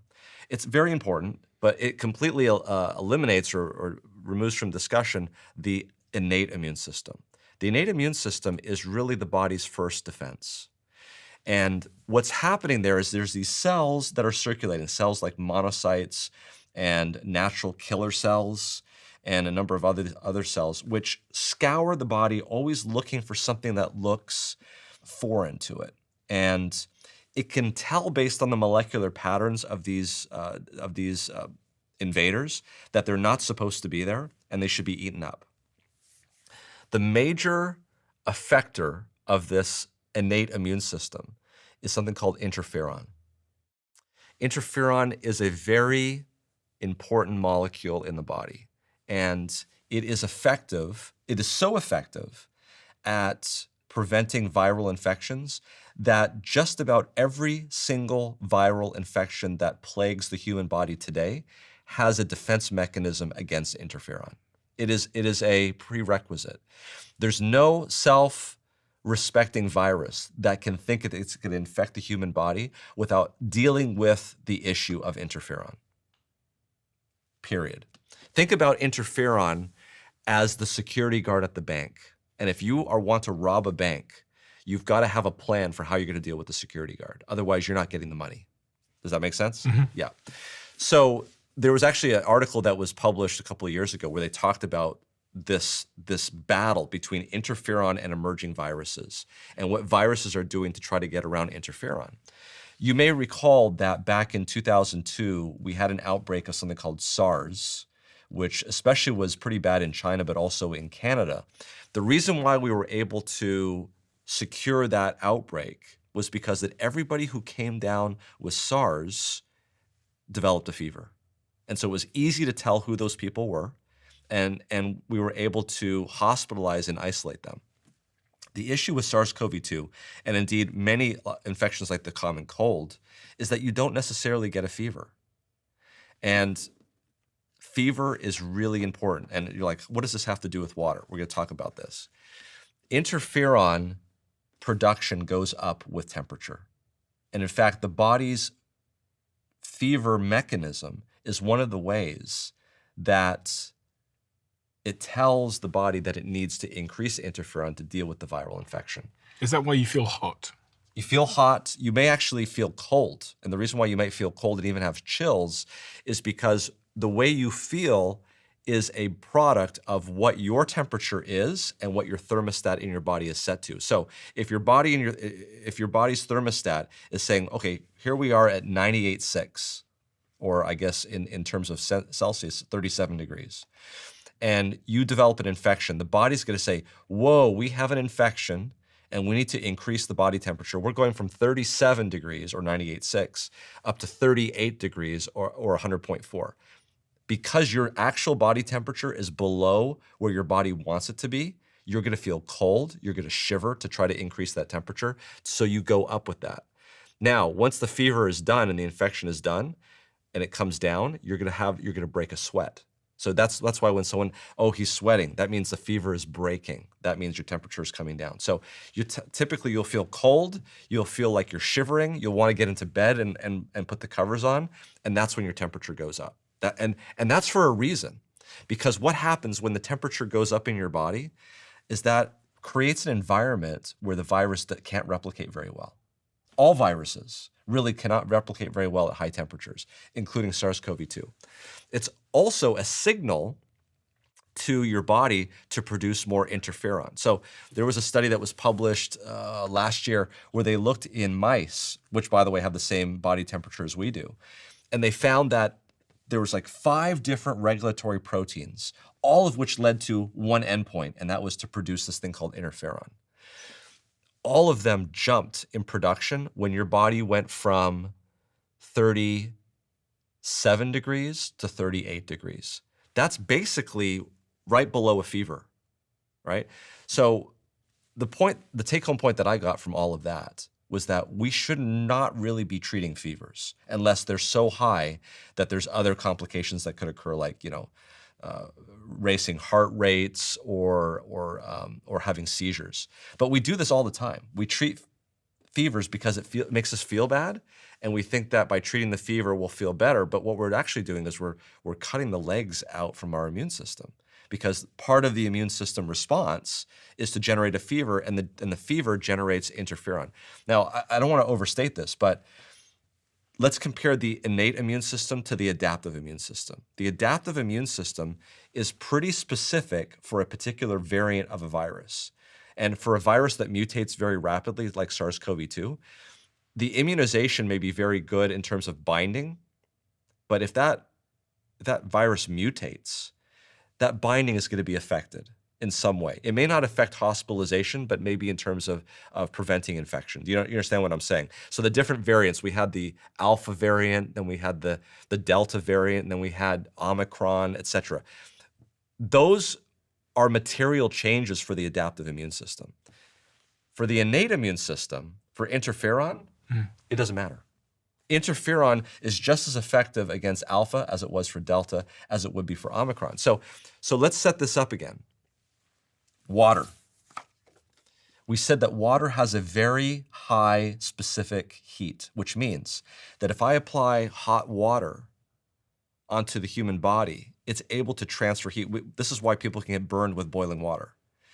We don't obviously want to burn anybody, but if we're able to put them into a sauna, if we're able to put them into a spa, if we're able to use hot towels and apply it to the human body to heat up their body to cause a sweat, in other words, if we're able to induce artificial fevers in patients who have these infections, there seems to be evidence that the interferon response will be better.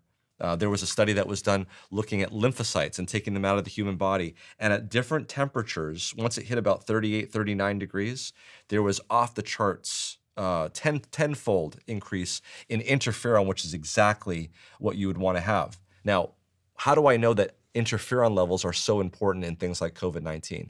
Well, there was a study that was done that showed that high levels of interferon correlated with more mild SARS-CoV-2 infections, and that people that had low interferon levels had very severe COVID-19 infections. So you suggesting that we should be in the sauna more often? Yes, and it's based on data that has been well documented in the Finnish sauna realm. So people who use sauna 4, 5, 6, 7 times a week are more likely to have less death from cardiovascular disease than people who use sauna once a week.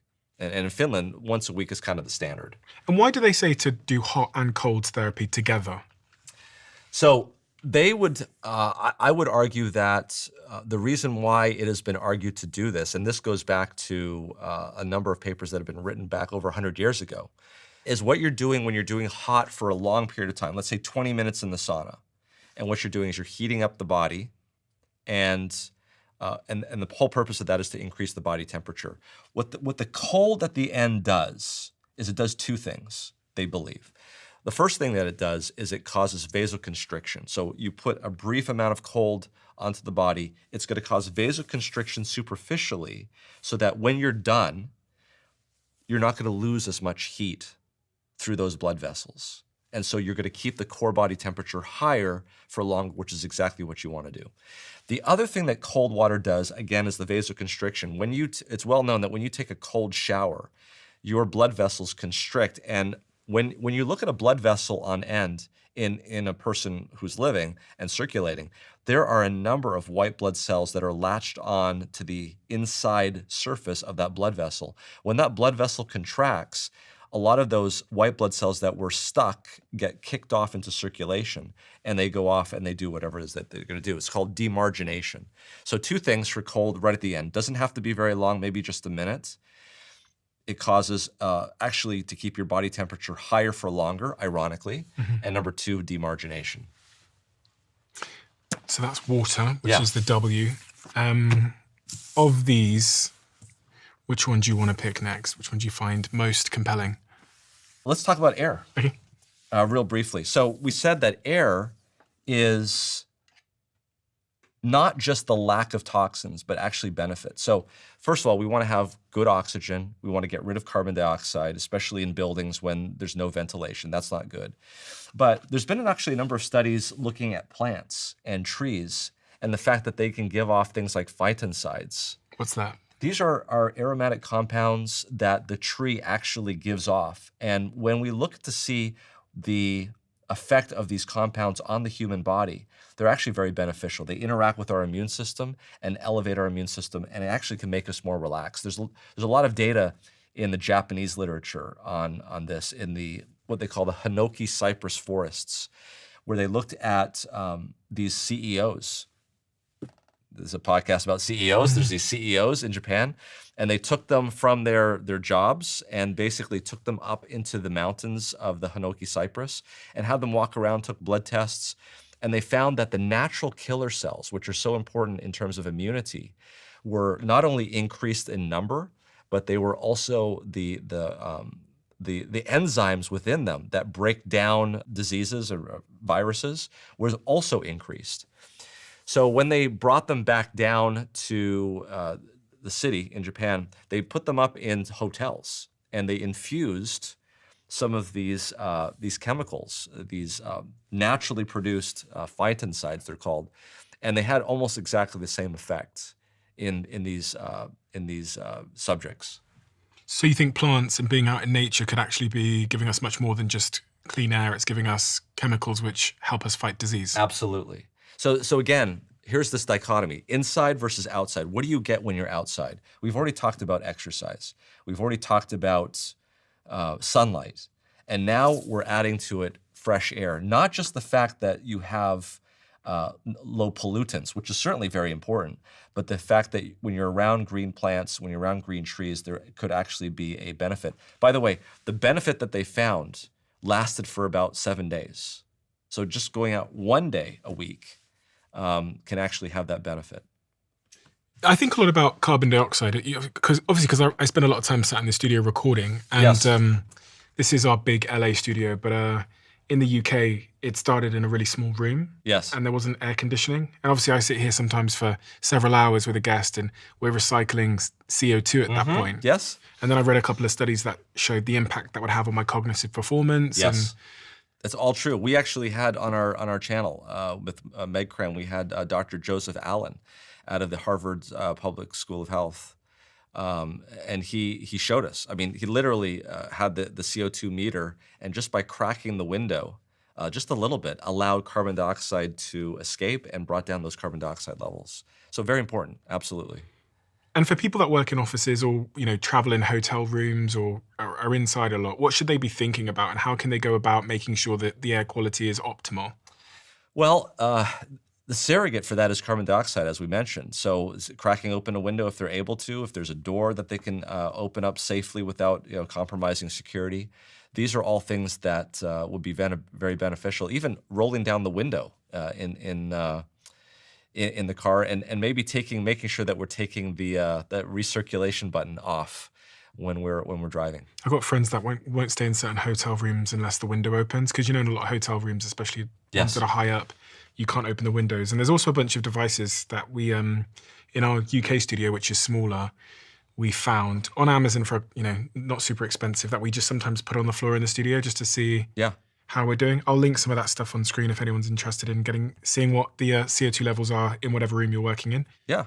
What's next on your list then here? Well, we've talked about, exercise, nutrition, temperance. These are things that a lot of people talk about. Not many people talk about trust. When you say trust, you really mean religious faith and... Religious faith, something that would give you a way of dealing with stress and anxiety. That's really where this comes down. And there's been actually a number of studies that have looked at that. So yeah, basically the Bible. Or it doesn't have to be the Bible as well. There's other faith denominations that look into this as well.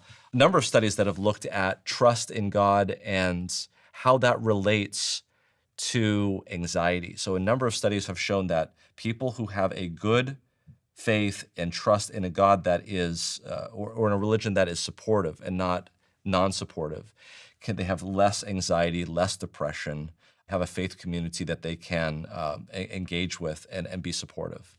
And I think that the literature is, whereas you have, the science behind that is not as strict as it would be for like a randomized placebo-controlled trial. There's a lot of associations that you have to say here. That it certainly is one of those pillars that I believe helps with all of those links. What do you think's going on there? So you're telling me that from what the literature's saying, people who have a faith in a God are insulated from depression and anxiety in some interesting way? Yeah, that's a question that a lot of people have tried to answer. And they believe that it comes down to if you have a trust in a God that is looking out for you and is there on your side, then that type of a relationship does lead, is associated, let's say, I shouldn't say does lead to because that implies causation. Let's say it's associated with a reduction in depression, a reduction in anxiety particularly. There are some studies that have been done, particularly in Christianity, where there was a study that was published. This is Krauss and out of, I believe, University of Texas, where he did a survey and he asked people how they forgive, and he basically divided them to two different groups. There were people that would forgive conditionally and people that would forgive unconditionally. Let me put it into practical terms. Someone does something to you, and you say, "Oh, that's okay, I forgive you." The question is, would you forgive that? There are some people that would only forgive if that person came back and did some sort of act of contrition. Like, okay, I'll forgive that person, they came back and apologized. Or I'll forgive that person, they came back and they did, whatever it is. That would be considered conditional forgiveness. The other type is unconditional forgiveness. So in other words, someone does something to you, you don't see them again. Or they've never expressed any kind of, being apologetic for what they did. They still get forgiven. So that's unconditional forgiveness. What they found in this study when they divided that is that the people that forgave unconditionally had less depression, they had less feelings of inadequacy, they had less anxiety regarding end of life. They had all of these, they had more, the people that forgave conditionally had more somatization of depression. So these were real medical, things that they could actually diagnose with surveys and tests that are well validated. And what would decide between these two was how they forgave. So they were puzzled by this. They said, well, then what determines whether or not someone is going to forgive conditionally versus unconditionally? So they looked at a bunch of factors, and none of them stood out except for one. And the odds ratio on this was like 2.5. And it boiled down to this one question. Do you believe that God has forgiven you? That was the major thing. If somebody believed that the God that they had faith in had forgiven them, they were 2.5 times more likely to forgive somebody unconditionally. Which then was associated with all of these other things being low, like less depression, less anxiety. So to me, that's fascinating. That in their minds, this is what's actually happening. And so there have been randomized controlled trials where when people are doing therapy, like you say if you have anxiety, there is cognitive behavioral therapy that we can do for those people. But what has been shown in a randomized placebo-controlled fashion is that if somebody is of a faith and you inject into that cognitive behavioral therapy aspects of that faith, the cognitive behavioral therapy is even more effective. So I guess I should preface this by saying I don't believe that any of this stuff should be placed on people without their permission. So I work in a healthcare environment. So do I go and pray for people who don't believe? No. This is something that always has to be done, has to be asked permission. Do you think people who believe in God are healthier generally? All other factors? It would seem the data would indicate that people who have a healthy relationship with their church, who have a healthy relationship in God, are associated with less disease. Because from a causation point of view, you could say, well, causation, yeah. So this is what we don't. They probably have more friends. They probably have, you know. So the question is whether or not people who are healthier and have more friends are more likely to be religious, or is it the other way around? And sometimes it's difficult to tell those things. But I imagine there's a great calming force that comes from believing in a higher power. Absolutely. And the other thing that's interesting about all of these like New Start stuff is when you look at other particular religions, how a lot of these things are actually incorporated in this. Like for instance, the Hindus are very famous for getting up in the morning and welcoming the sun. We just talked about the benefits of sunlight. We didn't talk too much about nutrition, but fasting is an important part of that. And Muslims are obviously part of their religion is actually doing fasting during Ramadan.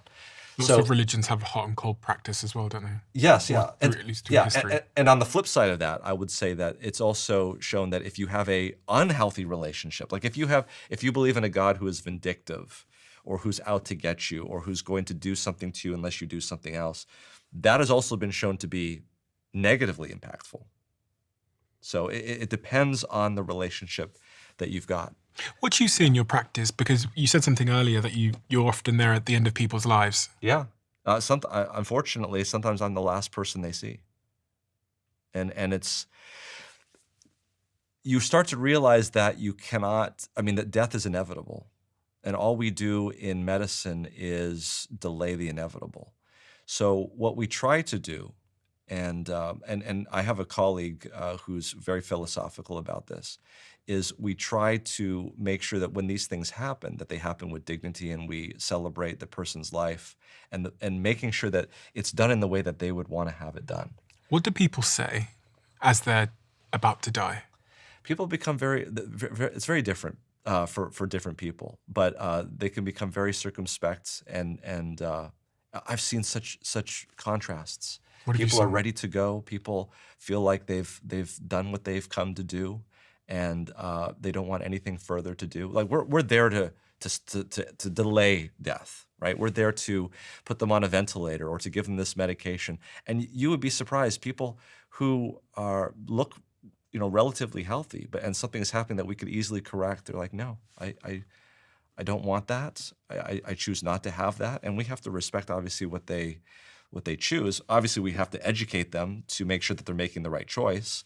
But once they're given all the information, ultimately, they're the one that makes the decision. So you see people choose death?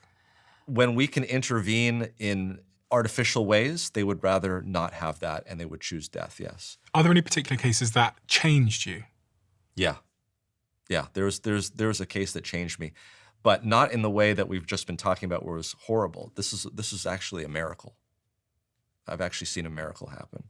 And for me, it happened early in my training. So it made me think twice about being a prognosticating physician. Prognosticating physician. Yeah, saying, oh, you're never going to walk again, or you've only got 2 years to live. I must have missed that day in med school. I just didn't show up that day. This was a young guy. He had testicular cancer. And he went to the operation. The testicular cancer surgery was a success. Unfortunately, during the operation, something happened. He didn't get enough oxygen to the brain, and he came out of the operation with an anoxic injury of the brain. This guy must have been in his 20s, and he had a young wife. And I had come onto the rotation as a resident, and we had attendings, and you have to realize in medicine you have attendings above you, and what they say is just, that's the word. That's what happens. And the ICU attending, we were the ones that were sort of taking care of the patient because he was on a ventilator, but there was the neurologist who looked at everything and says, look, this guy is not waking up. He has severe anoxic brain injury. We've looked at the scans. This is what's going to happen. And so every day we'd round on this guy, and he was just a shaking mess. He was just there. He was just kind of shaking. His eyes were rolling. No response, nothing. And every day his wife would come in, young wife, and she just didn't believe that this guy was going to be like this for the rest of his life. He was going to wake up eventually. And so she would be at his bedside, like attending to him and making sure this, that, and the other. And even asking us to put, some special concoction that she made at home into his tube feeding so that this could go and help him make him better. And we would go along with her, but I was looking into my attendings, and they're like, she doesn't understand what's going on. She doesn't understand that he's never going to wake up. So this is what I'm seeing. One day she came in, and she just had this smile on her face. She was just so at peace and a smile. And they were a Hispanic couple, so we had to ask a translator what was going on. And she told us, she said, I had a dream last night. I had a dream that he was going to come home. And she was convinced, just absolutely happy, beaming. And we're like, man, this lady is crazy. She doesn't understand what's going on. Well, days went on, weeks went on. And one day, and where I was rounding, it's just in this round the nursing station's in the middle, and the doors to the rooms are all around in a periphery. And we were going around the circle, rounding on the patients. And I could look in, and I saw him, and he was kind of shaking, but he was kind of opening his eyes. And I said, he seems to be focusing a little bit, his eyes seem to be focusing a little bit more than they would be. And he kind of, I just kind of put my hand up like this, and I just kind of, and sure enough, he put his hand up like this, shaking, and he put it back down again. I'm like, what? He waved at you. Yeah. What? And I said, let's go check this out again. Long story short, it took months, but that guy walked out of that hospital. 6 months later, he and his wife came back, walked onto the unit like there was nothing wrong with the guy, and he gave us a big basket of flowers to thank that unit for what they had done for him. In my mind, I knew that for most of that staff, for most of that time, people were just going through the motions, keeping him alive, because that's what she wanted. Obviously, when there were signs that this guy was recovering, it was a complete shift. People were amazed. And so what that did to me in my career was it made me think twice. Like, why did this guy get better? Now, he was 22, he was young, and typically, if something like that is going to happen, it's going to happen in someone who's very young, whose mind is plastic, who can survive that type of a situation. But it was a miracle. I can't say anything else. I mean, it's not something that we would know. All of the experts said that this wasn't going to happen, but it happened. What do you think happened? I think he had a loving wife who believed in him. And something happened outside of the physical and the mental, maybe the spiritual. I don't know. It happens. It's very rare. And when it does happen, it happens in young people. That would be what the medical part of my brain would say. But the other part of my brain says, you know what? I only know about 10% maybe 5% of the world's knowledge. No, world's knowledge, 1% of the world's knowledge. Maybe I have 5 to 10% of all of the medical knowledge in this world. And I would say probably the explanation is somewhere in that other 80 to 90% that I just don't know. I think what it taught me is that we have to be humble about what it is that we know. There's things that we know, and there's things that we don't know, that we don't know. We talked a little bit about this chemical earlier on, melatonin. Yeah. I just wanted to close off because I had a question on it. A lot of people take melatonin supplements at nighttime to help them sleep. Yes. Good, bad, and different. I think it's good in certain situations. So if you're having difficulty falling asleep, a little tiny dose of melatonin, no more than 5 milligrams, can be actually very beneficial. If you're wanting to shift your circadian rhythm back, instead of it being pushed back, but you want it to be advanced forward, melatonin can be very beneficial. It's very beneficial for jet lag. It's also beneficial for a few sleep diseases, but I would not recommend routinely, for no other reason, taking large doses of melatonin. What's the trade? You said earlier on that everything has side effects, right? And it impacts another part of it. So taking high doses of melatonin can actually make you more irritable. And irritable? Irritable, yeah. In what regard? Just mentally irritable, yeah. What does that look like? Things set you off more easily. So like a mood disorder? Yeah, absolutely. Anything else with melatonin that you're aware of? Not that we have studies for. People have concerns that sometimes taking too much melatonin may actually affect the melatonin secretion from the pineal gland itself. I don't have evidence of that as yet to see if that's actually the case.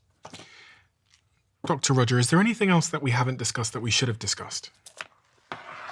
We've discussed a lot. I think putting it all together is, again, the links. And if we have those links, medications have their place, but the way that they work is by breaking down other parts of the chain to strengthen the weak chain. That can have an effect, especially at the end of life, if you want to sustain life. But if you're interested in longevity, if you're interested in making and living the best life, then you want to strengthen all of those chains. And I believe the key to doing that is something called New Start.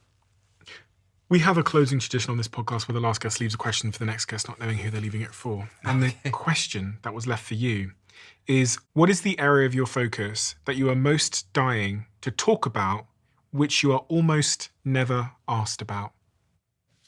This book, the Bible, which is my tradition.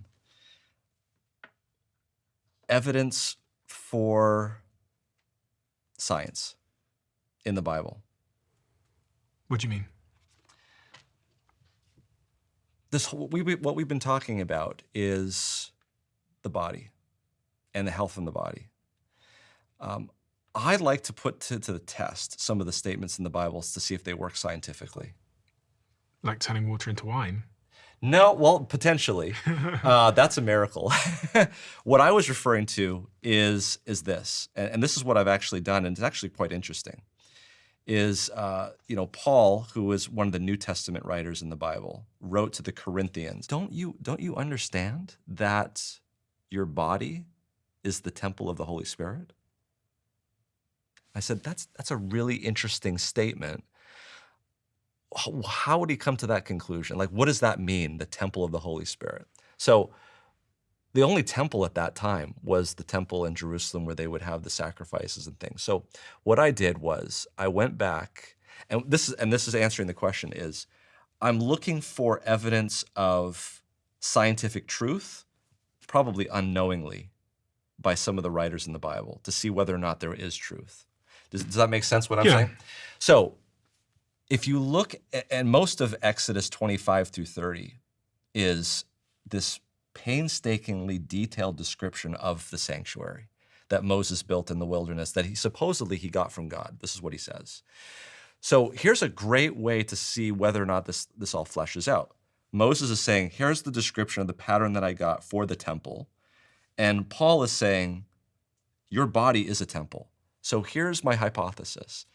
If we look at the pattern in the temple, should it match the human body that they had no understanding of at the time that Paul wrote this? Like, we didn't know about cells until Van Leeuwenhoek in the 1600s. We didn't know about the circulation of the heart until the 1600s with William Harvey. Okay. Yet, if you look in the human body, you have the blood system. You have blood circulating around in the vascular system, and then it goes into the interstitial fluid, and then the interstitial fluid then goes to the cell, which there's a plasma membrane on the cell that you can't penetrate through, but unless you actually have the proteins to go, and then it goes into the cell, which is a compartment with two compartments within it, right? You got the cell and the nucleus, right? This is exactly the same structure that Moses was given in the wilderness. And by the way, Hindu temples are actually similarly designed. There's sort of this three-part situation. So you have this altar of sacrifice, which is where the blood is. That's the blood in the human body. Next, you move to the laver, which is this container full of water. And that's the interstitial space. After you go from the blood into the interstitial space, any pharmacologist will know that this is exactly the pattern that you move to. The next thing that comes is this structure that has a veil that you can't penetrate through unless you go through it.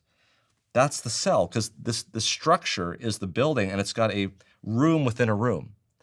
And that's exactly what the cell is. The cell is this nucleus surrounded by the cytoplasm.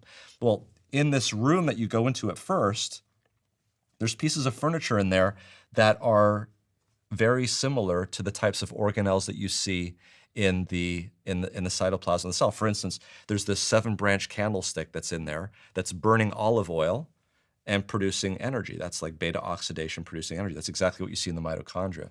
But the final thing is you move into the nucleus. And this temple has something called the most holy place, where there's this altar of where there's this Ark of the Covenant. You've seen Indiana Jones, right? Yeah. And the first Raiders of the Lost Ark, there's this Ark, and you open it up, and this is where the 2 tablets of stone, the 10 Commandments, rested. So in that area, you have 2 tablets of stone written by the hand of God, the code of life. And according to Jewish and Christian belief, that this is the law, and if you break the law, that's how sin is, and the consequences of sin is disease and death. Well, when we get to the nucleus of the human body, you have 2 strands of DNA. And on the strands of DNA is the code, the nucleotides, of which is the code of life. If you manipulate that code, that leads to mutations, which leads to disease and death. None of this was known until 1950 when they discovered DNA. And yet, we have Paul who's making this jump and saying, your body is the temple of the Holy Spirit. I just find that fascinating. Nobody ever asked me about that. But that's what, as soon as you ask that question, that's the first thing that pops up. By the way, there's so many other places in the scriptures where I see that alluded to. It's fascinating. Paul talks about the body of Christ and how it's one body, but it's made up of parts. There's the hand, the foot. He didn't know about cells, but that's exactly what the human body is. The human body is one body made up of many parts. Van Leeuwenhoek didn't discover that until the 1600s. We didn't have cell theory until the 1800s. So it's interesting to me how statements are made in ancient texts which have scientific relevance far below the surface. I just find that interesting. Thank you so much. And I hope to speak to you again very, very soon. And thank you for all the work you're doing, because you've made some of these difficult scientific subjects so unbelievably accessible. You have a real art for simplifying. And simplifying in a way that means that millions of people, you've got millions of subscribers on your YouTube channel, millions of people can access this information, which is often confined within the walls of some academic study. Yeah. So thank you for the work you're doing, because I'm sure it's already had a profound impact on many, many millions of people's lives. And I'm sure my audience are deeply appreciative. So thank you so much, Roger. I appreciate you. Thank you, Stephen. Thank you for having me on and having this opportunity. Make sure you keep what I'm about to say to yourself. I'm inviting 10,000 of you to come even deeper into the Diary of a CEO. Welcome to my inner circle. This is a brand new private community that I'm launching to the world. We have so many incredible things that happen that you are never shown. We have the briefs that are on my iPad when I'm recording the conversation. We have clips we've never released. We have behind the scenes conversations with the guests, and also the episodes that we've never, ever released, and so much more. In the circle, you'll have direct access to me. You can tell us what you want this show to be, who you want us to interview, and the types of conversations you would love us to have. But remember, for now, we're only inviting the first 10,000 people that join before it closes. So if you want to join our private closed community, head to the link in the description below or go to doaccircle.com. I will speak to you there. I see messages all the time in the comment section that some of you didn't realize you didn't subscribe. So if you could do me a favor and double check if you're a subscriber to this channel, that would be tremendously appreciated. It's the free thing that anybody that watches this show frequently can do to help us here, to keep everything going in this show in the trajectory it's on. So please do double check if you subscribed. And thank you so much, because in a strange way, you're part of our history and you're on this journey with us. And I appreciate you for that. So yeah, thank you.